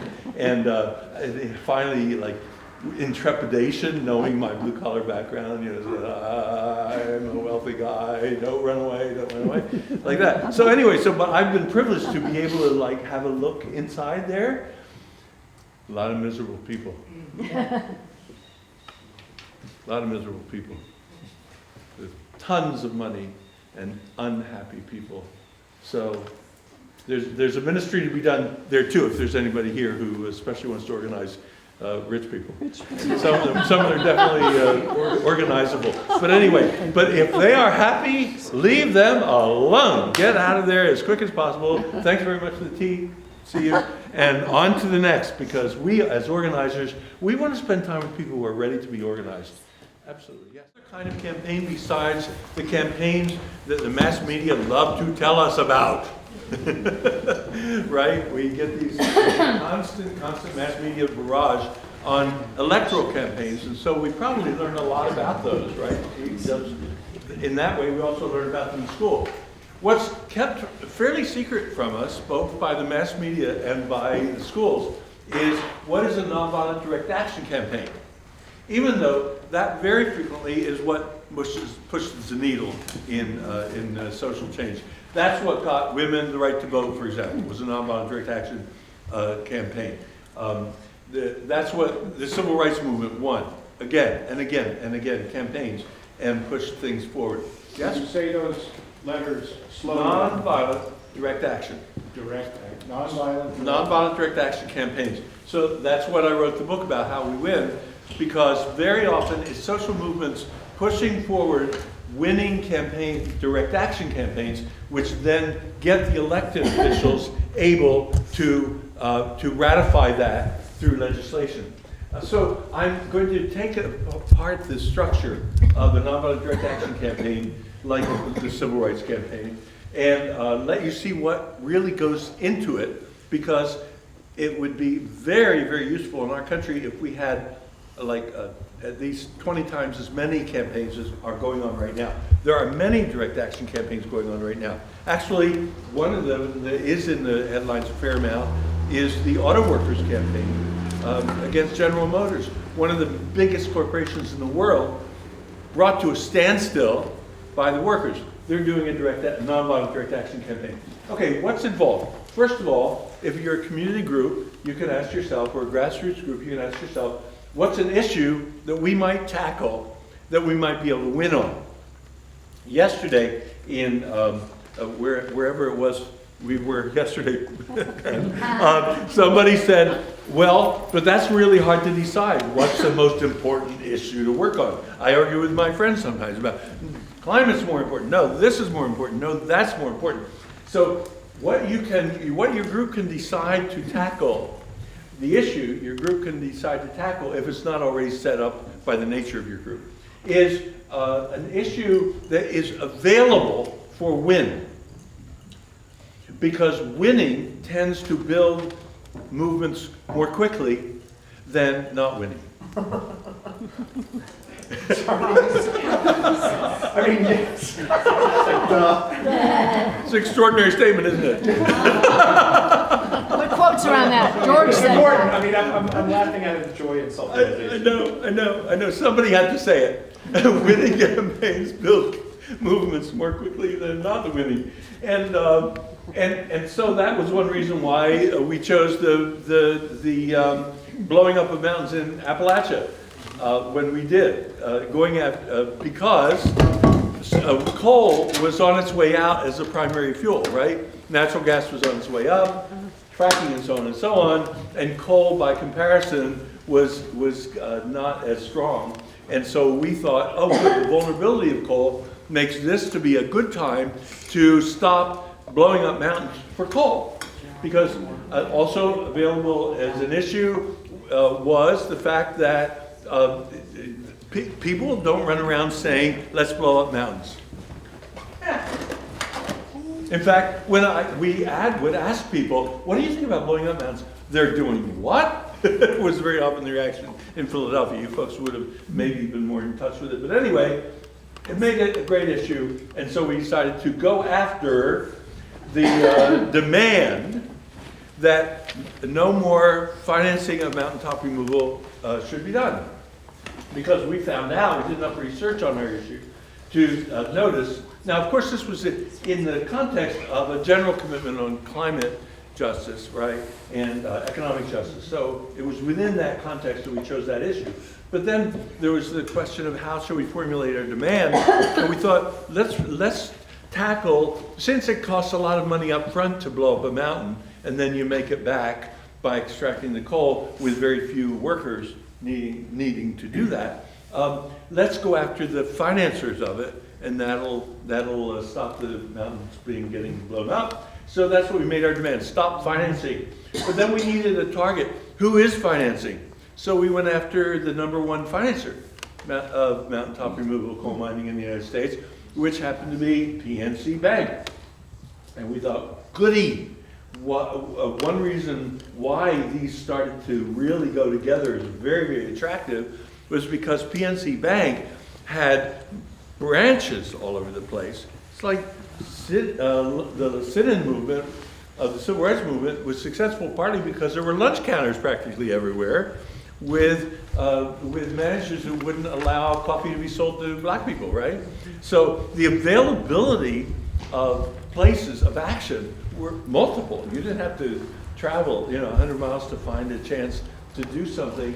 You could do it in your just downtown. So we had a decider, a target that could yield our demand, which was in the bank case, PNC Bank. That was clear enough. So you notice how different that is from just like going into the streets and saying, peace, we want peace now, or we want climate justice now, or we want an end to racism now. I mean, like, who is the decider? Who's responsible? So this is very, very concrete, very practical. Then you do a series of actions. You don't do a one-off. We've gotten, as part of the reactivity and sliding back under Ronald Reagan and further, we got into a nasty habit in our country of doing one-off actions, like the Women's March the day after the inauguration of Donald Trump. I went to it. It was tremendous fun. Probably most of you, how many of you went to the march in your area? I hope you had a good time. I had a great time. It was really fun to run into a lot of newbies who had never been on the streets before, and also people who hadn't been for years. It's the first time I'm back on, I was running around. I was in San Francisco on book tour, and I was running around in the crowd. What brings you here and stuff like that. It was tremendous fun, tremendous fun. Also completely ineffectual in terms of decider changing their mind about something because we were out there with 4 million people. As far as we know, the largest single thing in U.S. history, 4 million people on the streets about one particular, in response to one particular thing. And the problem about these one-offs, 4 million people could have been 8 million people. Could have been 20 million people on the streets, still wouldn't have changed anything because it wasn't part of a campaign with a specific demand, with a decider who could respond. It was simply an expression of opinion. It could be 4 million, it could be 20 million people expressing our opinion that Trump should not be president, doesn't do anything. So that's one of the problems about the one-offs. We can be in one-offs every other week about a range of issues, and they still don't move the dime. Campaigns, on the other hand, are notorious for actually accomplishing change. Finally, you've got a series of actions that escalate. So it's okay to start with a small group in a very low-key way. Greensboro, North Carolina, February 1st, 1960, 4 students go downtown. 4 students from a historically black college and say, we want coffee. 4 students. And obviously they knew we're not going down here and risking life and limb in order to express an opinion about segregation. This is the beginning of a campaign. We'll have to go down again and again and bring our comrades. In fact, our being willing to put skin in the game means that our friends who are scared and hanging back will come tomorrow. Even if we're in jail, they'll come tomorrow, and it'll grow and grow and grow. And of course, the sit-in movement spread across the South like wildfire. The timing was great. but also it had to do with it being a series of actions, not just a one-off, and that their escalation was that they kept growing in the number of people who were there at the lunch counter. Also, they threw up a picket sign on the outside, then they did a march downtown, and then they escalated from a march during the day to a march at night. While they were still sitting in, they were doing these multiple things, up the ante, up the ante, up the ante. You could see it? So escalate, escalate, escalate. And those are the components of a nonviolent direct action campaign. So the reason why that generates so much power is that the decider, there the poor decider is trying to figure out how much of this can I stand. They're figuring out my vulnerabilities, and they're doing actions in a way that are increasingly disruptive of my operations or my brand. Sometimes it's a brand, like PNC Bank's case. They wanted lots of new customers, but how do you get lots of new customers? Well, one thing you can do, you can put up signs saying this is the greenest bank in America. They were trying that for a while. They took those signs down soon after we started. We were already destroying their big ad campaign because we were telling them about the mountains they were blowing up. And why do green banks blow up mountains? Oh, like that. Different kind of green. Different kind of green. Different kind of green. They were on college campuses on the first day of the fall for the first years, saying, with their booths, saying, an orientation, hey, you can be our customer. We're Green Bank. You'll love us. And they'd be there with their tables trying to recruit new customers. We'd be there alongside saying, by the way, students, you might like to know what they're actually doing with your money. They want your money so they can invest it in blowing up mountains. That's why they want your money. Do you want to give your money to them? And of course, we kept driving the PNC away because we were there telling the truth.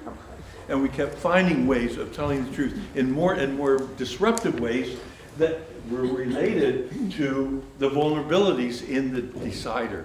So if you have a decider, a target, an entity, then you can find their vulnerabilities. You can do that power mapping to do it. Any quick questions about that, that understanding of what a campaign actually does and how it accomplishes what it does? Yes? Do you think sometimes when this is in use that sometimes there may be some iterations back and forth between these? So people may start thinking about the decider, and then they kind of go back and it helps them revise the issue. So it may not always be kind of. Oh, yeah. It's not, that's right. You don't try to agreement on this, then agreement on this, then. Yeah, sorry about the sequential. Had to be somehow. No, of course. I mean, but back and forth. Yeah, you can get this far and you say, oh, we can't find a decider that really can yield that demand, so we'll have to try something else. And you can also have several possible issues that look available and then be balancing them according to, oh, this one should be more of a pushover than the other one that we're thinking about. So the thought process is really important. It's great to front load a really strong thought process. Just to follow up, this is me now speaking, if you would agree. I think sometimes some groups have done this in the past, and then they're on actions, and they're like, that worked, and so they start repeating the same actions, but they haven't actually gone back, right? So marches is an example. March is a great way to build your group, but then we keep doing marches, and we haven't moved to this. So that's from another thing to be aware of. Sometimes groups can be like, well, we have these actions, let's do them, but they may not be a good fit for whatever the issue, demand, target is. That's right. So during the small group work that we're going to do this afternoon, I'll get to speak to that question of repetitive and the downward spiral you get into when you get into repetitive, like endless marches or rallies. Oh my God. I hope I never go to another rally in my life. Okay. So like that. Okay, but if that's pretty clear, that sequence, then we're able to proceed to the first groups, right? You only use 10 minutes on that? No, we use 20. So. Why am I so long-winded? I get too enthusiastic, and I tell stories, and I keep excited, being excited. What do I do? Here. We have the magical list. The magical list belongs in the pocket, staying warm.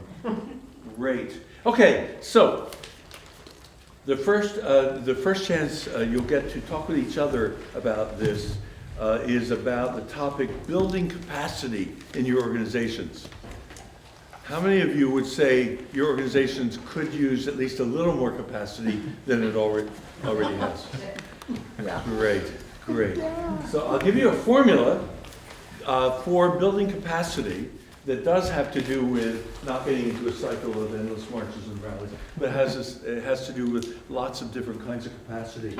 And this is called a leadership compass, and it's been used in multiple places, even multiple countries, to advantage. And I've got a multiple thing here.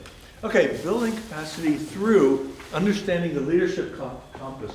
Leadership compass is a way of thinking about the individuals who come to your organization, the individuals especially who come more consistently and give leadership, and analyzing who's there in terms of the specific strengths they bring.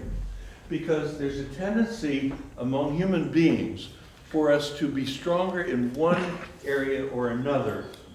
There are various ways of describing this, but this is the way that seems to work best for most groups that I've worked with over the decades. I've worked with groups and organizations, and that is to think of it as a kind of compass in which people tend to show up as an inclination in the north or the east or the south or the west. So what I'll do is quickly describe what those four directions are in terms of personal inclination. And while I do it, I hope you'll ask yourself first, do I tend to be on the north side of things? Or do I tend more in the south or in the east or in the west? And if you also have a minute in your group, then you can be thinking about, and where do the other people in our group tend to fall with regard to this? The reason why we would do this is that the most successful teams and organizations are those in which all four of these directions are represented. All four. And I can't tell you how many groups I've run into whose capacity would be greatly enhanced if instead of having mostly two of these or two of these or whatever, they had all four represented. It seems like that's the maximum potential of an organization when it has all four represented. Okay, so maybe you're an East person.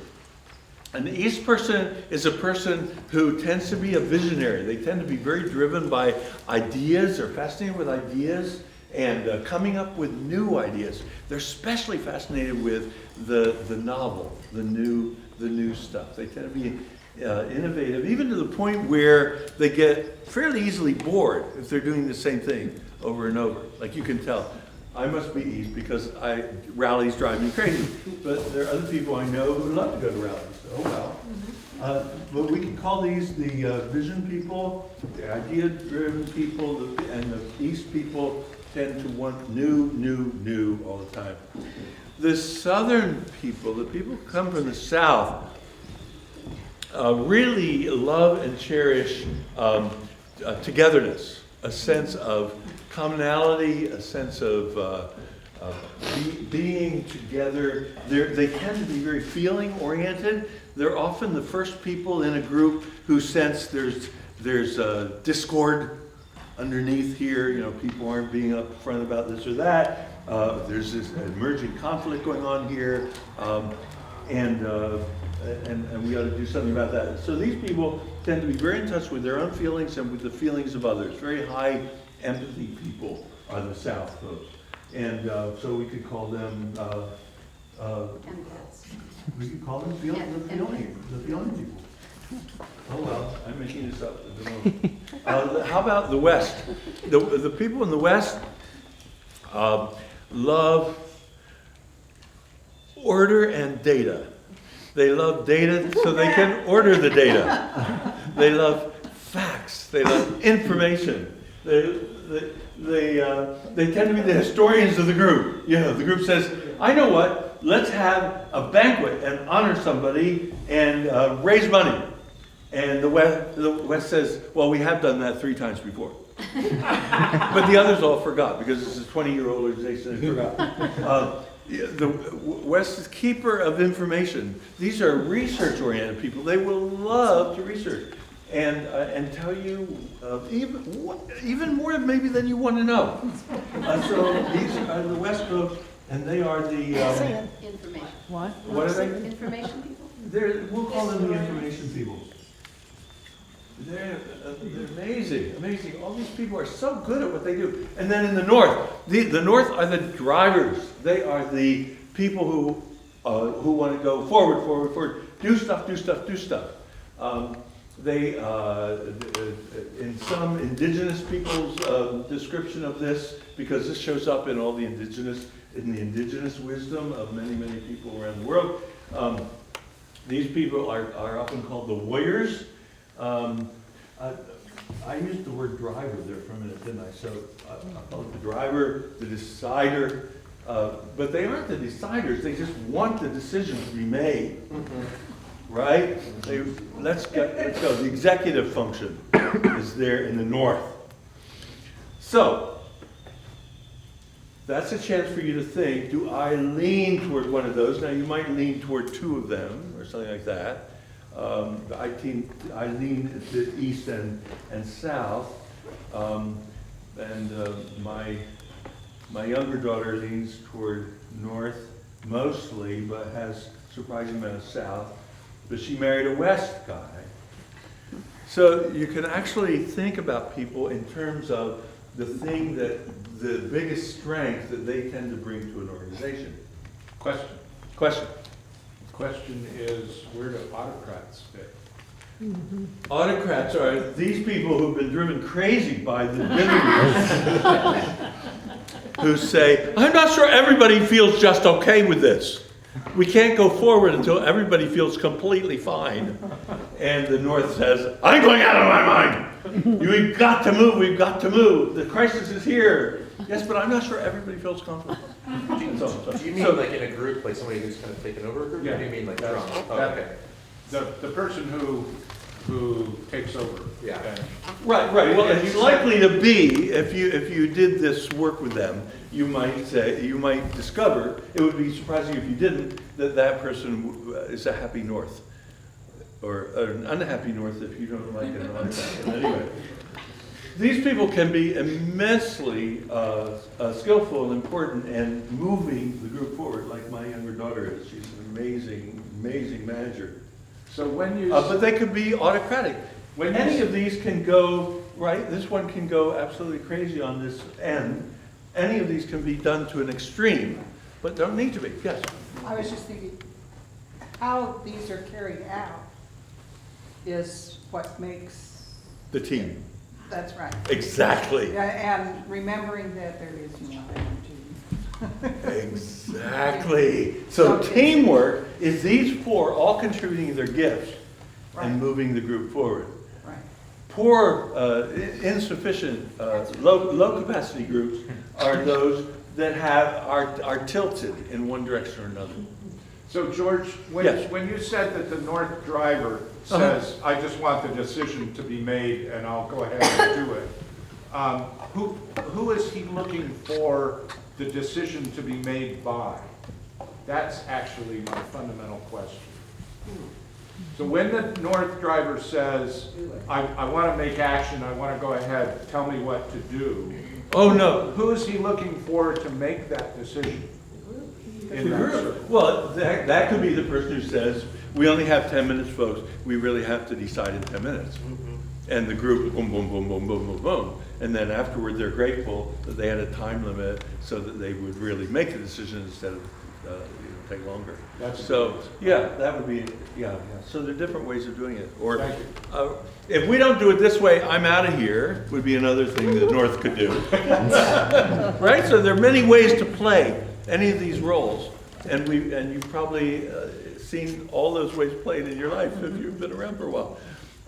So the thing about teamwork, though, is to support all those gifts to come forward, which makes a balanced group decision. It's a group where people will feel like they belong, will get the information needed to have an effective campaign, right? Or an effective group of whatever the task is, will come up with new ideas instead of always doing the same thing, and will actually get shit done instead of postpone and get lost along the way.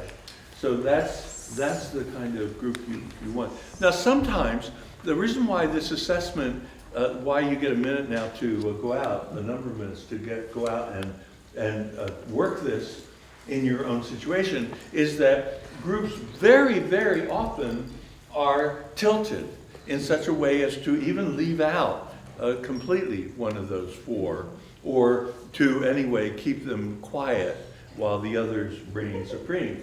And so one of the quickest routes you can take to a more effective group that will grow is to pay attention to this balance. And you may need to go out and recruit a South, for example, because your South participation is low. Or go out and recruit a North. Or go out and recruit somebody like that in order to buttress your team and make your team work more effectively. So this will give you a chance to then in the car on the way home, go into that more fully. What is our group needing that will make it a more effective team and therefore more attractive to outsiders and therefore grow faster and therefore make a bigger difference in the world. Yes? What if you have someone that fits into one of those categories, and they have a great amount of talent to put towards the group, but are so focused on that one area, say they're a north or a west or whatever. Are you two from the same group? Yes. Who are you talking about? How do you redirect it for balance in a positive way if it might be skewing negative? Something that's worked for me sometimes is just to teach this to that person. You have a bee going up your sleeve. And say, and then say, you know what? You're really needed, and you're 1/4 of the thing that we need. And therefore, Back off. yeah. Let me suggest in terms of time that, and we did say that those of you groups that want to go outside, go out, okay? And we will have, we'll have 10 minutes, okay, to talk about this, and then we're going to come back, all right? So go out if you want. If your whole group has to make that decision. Are we going out? Or stay here. Shall we? I don't know. Yeah, let's do it.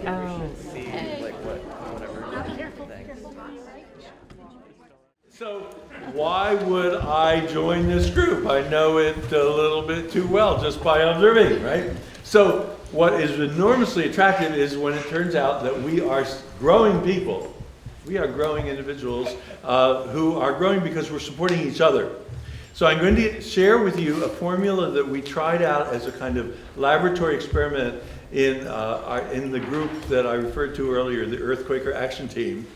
And that was, well, for one thing, we did know that we would need community in order to be able to endure through the length of the campaign. We were tackling the 7th largest bank in the country. This would not be a quick win. We were going to have to be persistent. That would mean we'd have to support each other. And we didn't want to be a kind of revolving door group, because every time somebody revolves through the door out, they're taking with them skills that they've learned or contacts, right? Information that they've learned. So there's this loss. So instead of the revolving door, we wanted to build such a strong and cohesive group that people wanted to stay and could also notice themselves growing. Because even while the bank remained obstinate, and turning us down, people were noticing each other's growth and their own growth. And and people in their peer groups, for example, some of the Quakers who were in the Quaker meeting, they would hear from their friends, wow, I noticed you're so much more fill in the blank. Like I'm thinking one woman who kept getting feedback, wow, you're so much more assertive than you were. That's really fun to notice that about you, Carolyn. And stuff like that was being said. So And the wonderful thing about this is that it's not a personal growth approach that takes away energy from the project, from this, from the goal. It actually enhances the goal because it strengthens the people's ability to achieve the goal. So this is the experiment we did that worked, and you might want to try it in your group. And that was, we created an organizational cultural norm called Be on Your Edge. So what we did was said, look, our society as a whole needs to be willing to move out of its comfort zone of acquiescence and getting beaten down. And it needs to stand up for itself, which means edgy, right? Being on the edge of its comfort zone. So we also, as individuals, need to learn to operate outside our comfort zone. Now, we don't need to do that in all dimensions at once and drive ourselves like into anxiety. But we do need to step outside our comfort zone at our own pace, in our own time, in our own way, but know that we can grow in that way, because outside the comfort zone is called the learning zone or the growth zone. That is how human beings learn and grow, is through stepping outside their comfort zone and finding out they didn't die, that they actually can do this new thing, whether that was learning to drive for you or learning to swim or whatever, right? That's the way. At first it's uncomfortable. Oh, I don't know how to do it. Learning the computer for their first time, oh my God, I hated it. And it's like, oh, I'm uncomfortable, right? But I try and I try and I learn. So we've made it like a team cooperative, a kind of a cooperative of edge work. Be on your edge. And one of the things we didn't realize was it turned out to be an equalizer, because our group attracted a lot of young people, but it also attracted folks my age and older than me. It's hard to believe. There are people older. I'm 81. There are people older than me who were attracted to the group, and people in their 70s and 60s and 50s and 40s. All these different ages. Well, age can be a problem to handle in a group. Especially young people can sometimes feel shy about addressing in an equal way with older people. And so, with the help of this organizational norm, Be on Your Edge, we are free to say to each other as an action is coming up, so what's going to be on your edge?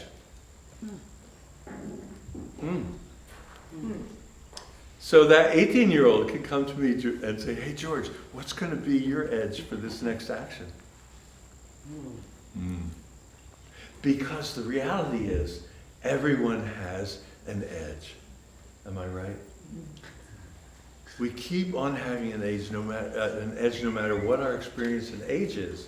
I mean, the biggest edge of all, some people think, is the edge into death, stepping over that edge and not breathing any longer, right? So we get to experience new things by doing things we haven't done before, all the way to the point where we stop breathing, if we haven't stopped before, but I guess by definition we have been breathing before. So there we are in someplace else. So, did you follow that? Did you? I'm not at all anxious about dogs. You heard it here. Sorry. I won't remember. So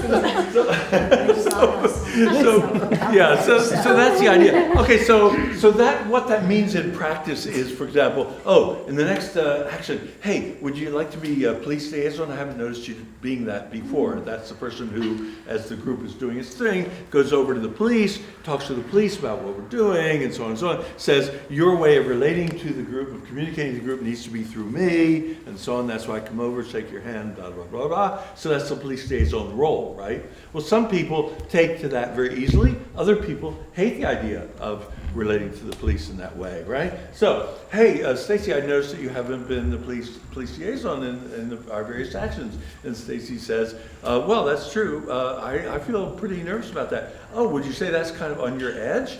And Stacy says, yeah, I would say that would be pretty edgy for me. Well, would you be willing to try for this next action? Because being on your edge, right? That's what we do in our group. We put ourselves on our edges, and that's the way we grow. I don't know, says Stacy. Well, maybe I could apprentice with somebody else who has experience. Yeah, that sounds like a great solution. Okay, so then Stacy is apprenticing with somebody else. So we have 2 police liaisons that day. Boom, boom, boom, boom, boom, boom. And they talk it over afterward. They debrief. And she says, I think I could take it on by myself next time. It would be an edge, but it wouldn't be an impossible edge for me. And so I can do that. And so that's what we do. We love to find out what each other's comfort zones are and what is scary for us. And then we like to, are you ready to do this next thing? You've been in our group for 3 years and you still haven't been to jail.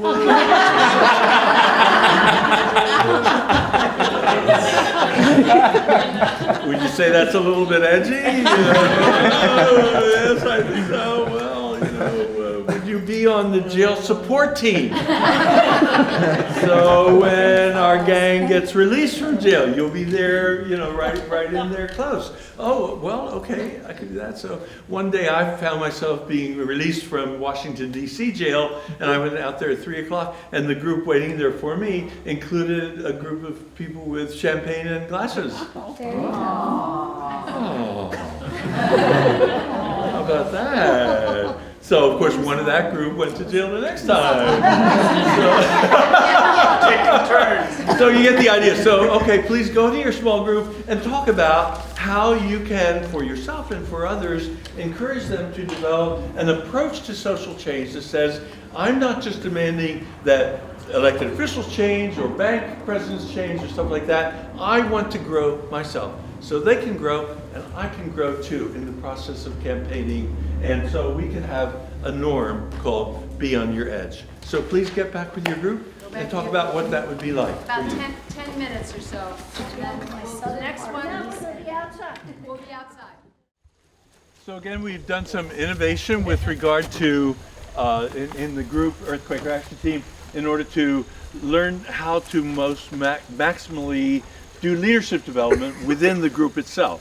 Because the more leadership we have in the group, the more it will attract more people, the group will increase in size, and then if we develop their leadership, and on and on and on, right? And what we'll need for the mass struggle that, in my view, is needed in order to be able to push the economic elite out, because I don't think we can do that without a mass movement of movements, actually, is we'll need a lot of people with a lot of leadership capacity, a lot of people who can take initiative from whatever part of that circle they come and make strong groups. So the first thing that that I'd like to share, because it's the most unusual, is the core team that we invented. The core team is responsible for the next action that we do. And so we create a core team for each action. And the core team consists of about 4 or 5 people, once in a while 6 people, if it seems like it really needs. And they are the people, maybe they start with an initial conception that the group has already been promoting, or maybe they get a chance to develop their own action idea from scratch. But either way, they're responsible for then organizing it to happen and managing it during its execution, and then debriefing afterward and learning from that experience. So ordinarily the life of a core team is, it could be a month, it could be a month and a half, or it could be 3 weeks or something like that. People who join the core team for that action know that that's going to be the dominant activity that they will be doing during that period. So, I mean, I've known people who postponed their next trip to the dentist during that time because they were going to really focus in on doing that. It's okay for people who do have family obligations or whatever to go obviously do their family obligations, but to set aside whatever else they can set aside in order to get the creativity and energy that supports them to be able to lead the whole group in this next thing. We generally, in a typical core team, it has 2 people at least who are experienced from doing previous core team organizing and managing. So the experience is built into the core team. We've been able to have enough budget now to have a staff person, so we have a staff person in there as well. And then we have 2 or 3 newbies who are interested in learning how to do all this and are in for the ride and bringing whatever they bring.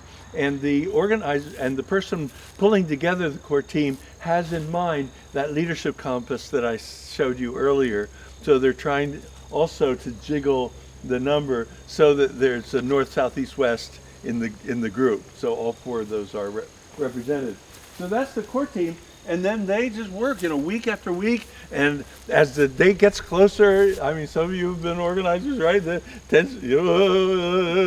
then the day arrives, it's showtime, right? It either works or it doesn't.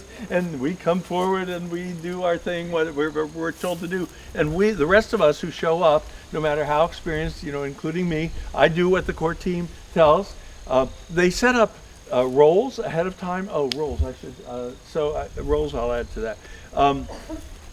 But but the job of the rest of us who show up that day is to follow the direction of the core team. So the core team really is responsible. Now the core team will usually appoint people to different roles depending on what the action is, but there's always an action lead.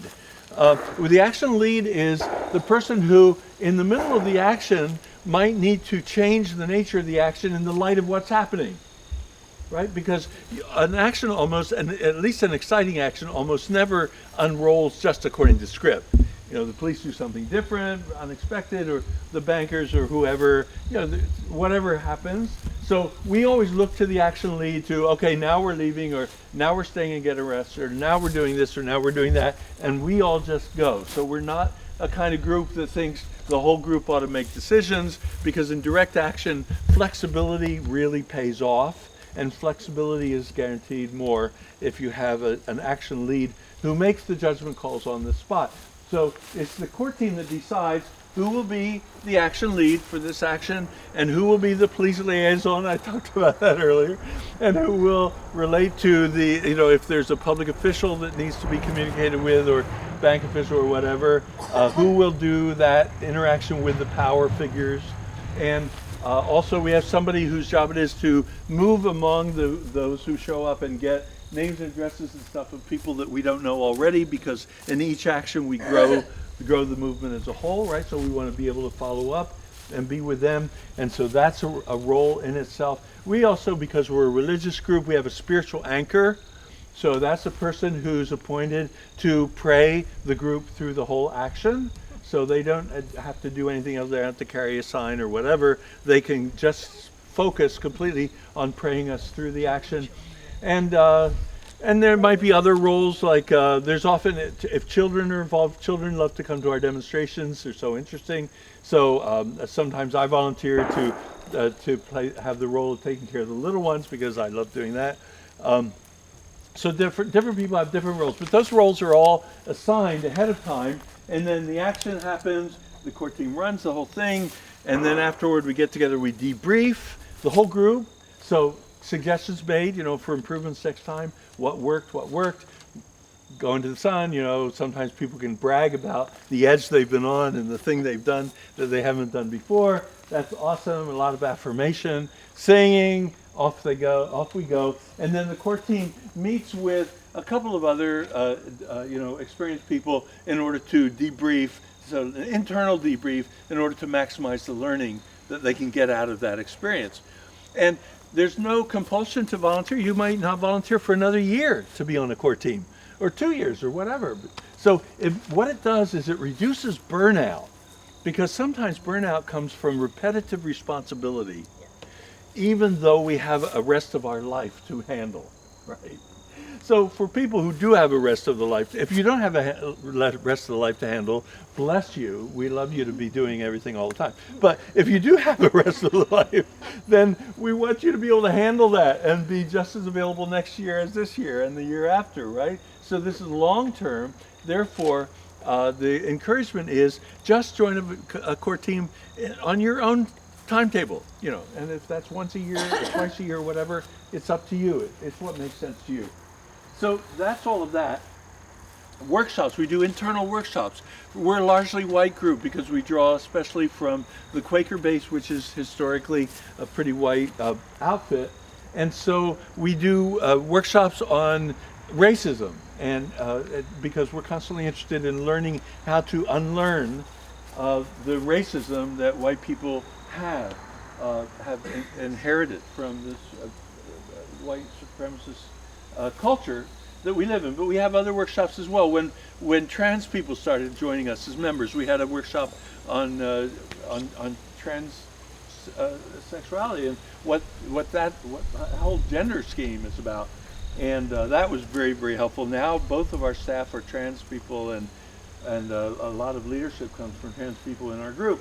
But I'm not sure it would have if the non-trans people, hadn't done some work in order for our group to be welcoming to that kind of thing. So we love to have workshops that support skill building and growth. And then we also have retreats for strategy making. And so sometimes an awesome strategy breakthrough will come out of an all-day retreat on strategy, and sometimes not. But we know strategy is a refined art. It's not for everybody. Not everybody has a strategic mind. There's a tendency for strategists to be gamers. And how many gamers are there in any particular group? How many of you are gamers? You love to be, okay, so great. Okay, so there's some strategy brains right here in the group right now. I'm a bad gamer. Da-da-da-da.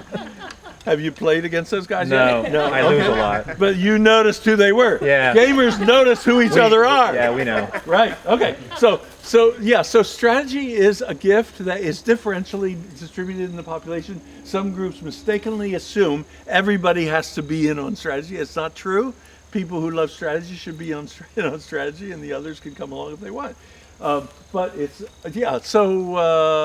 strategy retreats help everybody, because strategy always has other questions in mind, not only what's the smartest way to get the opponent, but also what are other considerations, right? There are multiple considerations. And so strategy retreats are great time for learning and growing, and then and strengthening our leadership. And it's really, really important, especially for a new group, but I think a group of any length of time, to have a consultant. A consultant, somebody who totally believes in the group's mission, and if they were free, maybe they would be even a member of the group, but are not, and they have a step away. So they keep that objectivity of seeing the group from the outside, but being sympathetic and being aware. So you can go to the consultant whenever you want and get their support. Maybe they will lead the strategy retreats. We love to have our strategy retreats led by outsiders, by consultants, because they have that objectivity and they often see things that an insider wouldn't see. But they also, because of their expertise in various ways, will have creative suggestions to make along the way. And there have been many times we were stumped and would go to a consultant and get support to think through a problem that we weren't solving ourselves. So that's those are helps that are available. I'm always sorry when I see a campaign that doesn't load up itself with goodies to make it most likely they will win. You know what I mean? To in a sense starve themselves. No, we won't have a consultant. We won't do retreats. We won't keep building our own skills in workshops.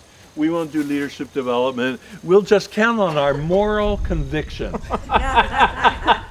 We know climate change is wrong, and we will count on our moral conviction to see us through. Well, guess what? The universe doesn't much reward moral conviction. I wish it did. Your family hopefully will reward moral conviction, and your friends will appreciate it, and your communities will appreciate it, but that the oppressors are not impressed by your moral conviction unless it's turned into smart strategic action. That's when it actually makes a difference. And so we deserve to load up our groups with as much support as we can do to make it an abundantly powerful group. Questions? Yes. Can we recap the roles, please? I wrote down spiritual advisor, police Right. liaison. They're in How We Win, by the way. A bunch of this stuff, there's a whole chapter written by one of the people who was an inventor of the core teams, not me. There's a chapter on that in the book, How We Win. Yeah. Okay. A lot of what I'm sharing today actually is in How We Win, so that'll be a great review for you. And what I've found in traveling around the country, a number of people said they got the book ahead of time, they shared it in a discussion group, read a chapter or two at a time and talked about it in a living room of one or another people.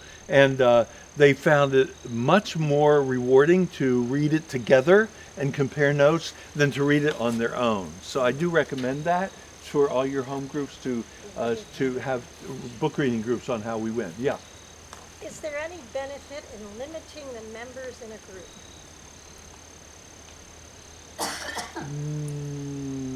I can't think of a single one. Even if one of the members of the group is divisive.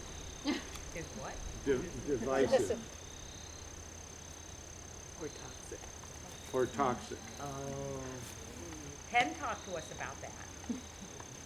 I don't remember the answer. Right. It's a great moment for a consultant to check with the consultant in order to handle that specific problem, because there are various kinds of toxicity and various, the group you're talking about in which there's a toxic member may have assets that can be mobilized to deal with the toxic member, or maybe not, and so on. So I don't think there's a generalization that's so fair to make about your question. And I would go to a consultant and say, here's the nature of the group and so on, observe us, and then please give us your feedback. I would do it, I would work that way.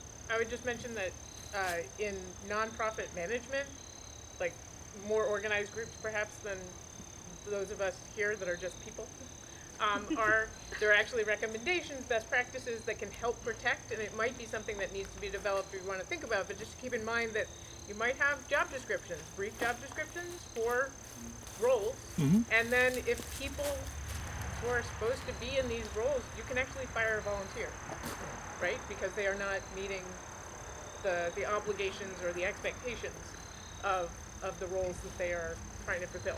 That's a little severe. That might be more like a consultant suggestion in a specific case, but just to mention that. Also, at the end, Penn is going to be talking about additional resources following on this, where we have ways of helping groups here really drill down into the roles and figuring out actions. Well, I wish we had more time for a quick Q&A, because obviously I'd love to be in the middle of this action, but it's really for you to figure out how to apply this stuff to your own situation. So please turn back to your groups and begin the conversation that will no doubt be continued when you get back home about how to skill up your organization for the long run. So about 15 minutes. This is just a beginning. We don't expect a full-blown campaign to come out of it. What they touched off was the campaign in the next county, right? I got to talk with the student body president of the historically black college in the next county in North Carolina, not long after this happened. And we were talking back and forth about what was going on. He said, well, as student body president, when the Greensboro guys did that, I thought, uh-oh, it's coming to us soon because of our proximity and the fact that we are football rivals with them. And every year we're playing, and the rivalry, who's more powerful than who, right? And if they are pulling this off, then we have to do it. We can't just say, oh, we can't. So he thought, oh boy, what am I going to? So he, and it indeed came to pass, because he thought, well, as student body president, I should take responsibility for doing some of the planning and getting some training on board and so on. And he did. He got some training workshops going, and he got some pastors to come out and pray over him. And they indeed took it up in a matter of a week, and they were off and running and doing their own campaign. And so it was campaign plus campaign plus campaign plus many more actually turned out to be the sit-in movement. But then there was the freedom rides, right? And this freedom ride campaign, so and so. So you had more and more and more something we have learned to call the civil rights movement, although they often called it the freedom movement, which I think is just very interesting in its own perspective. Okay, so what happens then is what happened in the 60s, and I predict will happen in the future here, that we will get to participate in. That movement plus movement, that is movements getting together, creates a movement of movements. Now when we get to a movement of movements, We are talking about scale, right? So that's pretty amazing, because when you start, as I mentioned earlier this morning, you may start very modestly, right? That's why I love to talk about the 4 guys. Because I'll bet every group you're part of is more than 4. They started with 4, right? So, but campaign plus campaign plus campaign builds a movement. Once you've got a movement going, and it inspires other movements. In the 60s, it was that the civil rights movement inspired Cesar Chavez in California to launch the farm workers movement, right? Which in turn inspired the Puerto Ricans to start campaigning in New York City, and also encouraged college students who'd gone to the South and participated in the civil rights movement to come back and do school reform movements in universities and free speech movement and so on. At the time the Vietnam War was heating up, and then there was the Vietnam War movement that developed, and many others, including the women's movement, LGBT. So much happened as a result of the inspiration of that movement, which had been built on campaigns. So there were multiple campaigns, therefore multiple movements, and the question became, can we build a movement of movements?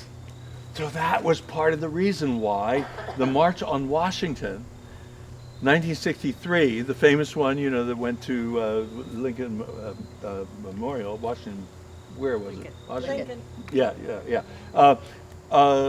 Was done. Not because Bayard Rustin, who was the organizer of that, believed in one-off demonstrations. We go to Washington, we have a big crowd, and then it happens. Not for a minute did he think that. What he thought was that if we get, that this is the moment when we would be able to get United Auto Workers and other unions that are mostly labor, white workers. This would be the moment when we think we could get them to join black civil rights groups to go together for a march that he very carefully called a march for jobs and freedom. Very important, the naming of that. It's a march for jobs and freedom. And indeed, it came to pass. I was there personally with Barrett, and we were so moved by the number of white people that were there, because we thought it would be 98% black, because it had been basically black people's movement. And 63, that moment was the shift when a movement and a movement started to join. Amazing. And by that time, then a student movement had begun, so students were there, and so on. So we were looking toward what Bayard's dream was. Bayard Rustin influenced me a lot. He was a Quaker, African-American man, the major strategist for Dr. King. He influenced me a lot. He was obviously dreaming of a movement of movements, that would achieve such a scale that it could force the economic elite to move out of the way and let us have the Nordic economic model, have a democratic socialist society, which was Bayard's dream and A. Philip Randolph's dream. And Martin Luther King's dream was we should have it as good as the Scandinavians. We're just as deserving, and we are not inferior people, let's face it. We are just as deserving of the Nordic economic model as they are. It's just that they did the work to get it, and we haven't done that work yet. But this is our opportunity. But we can't get it if we don't create a movement of movements, it looks like to me.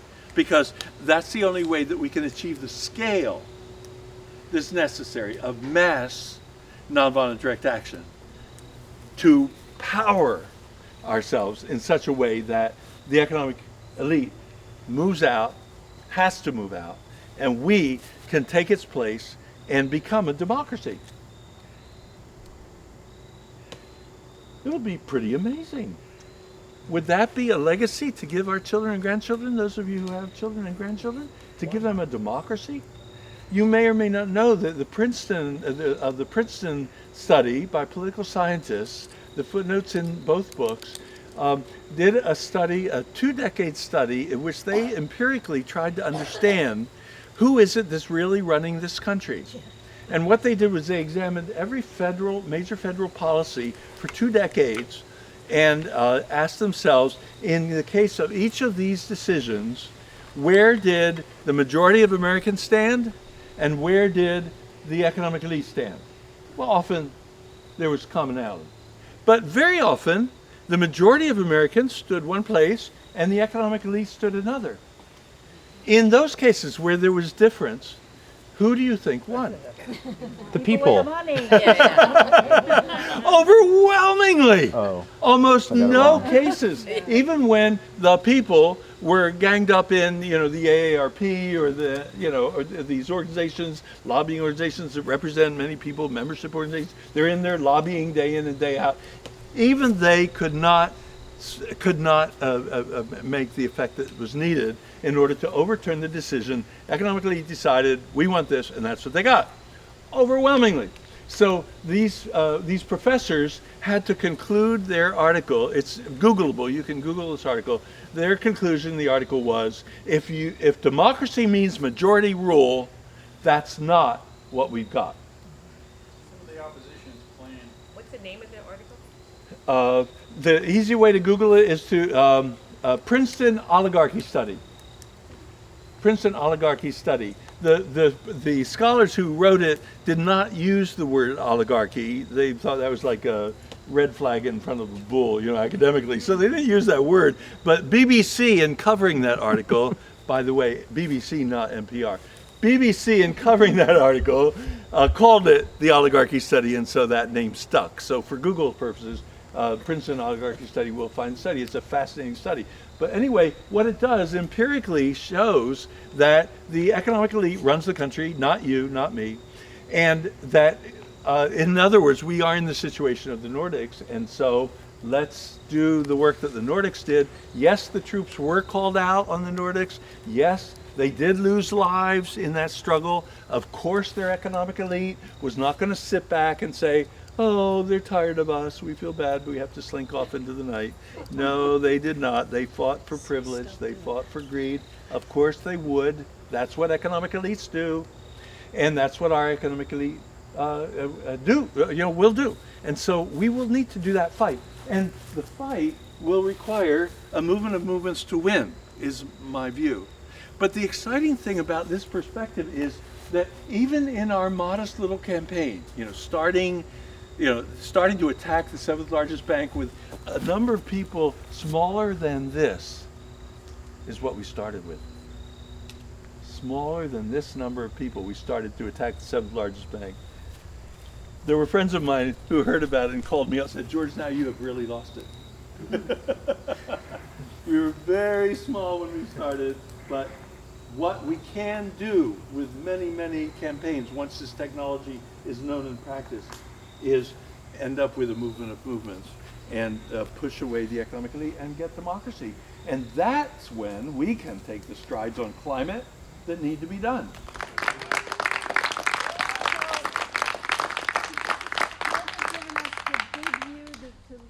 Of what we can aspire to, and then we are here, right here in Susquehanna Valley, and this is where we need to do our work, and that's the kind of work that the hub has been set up to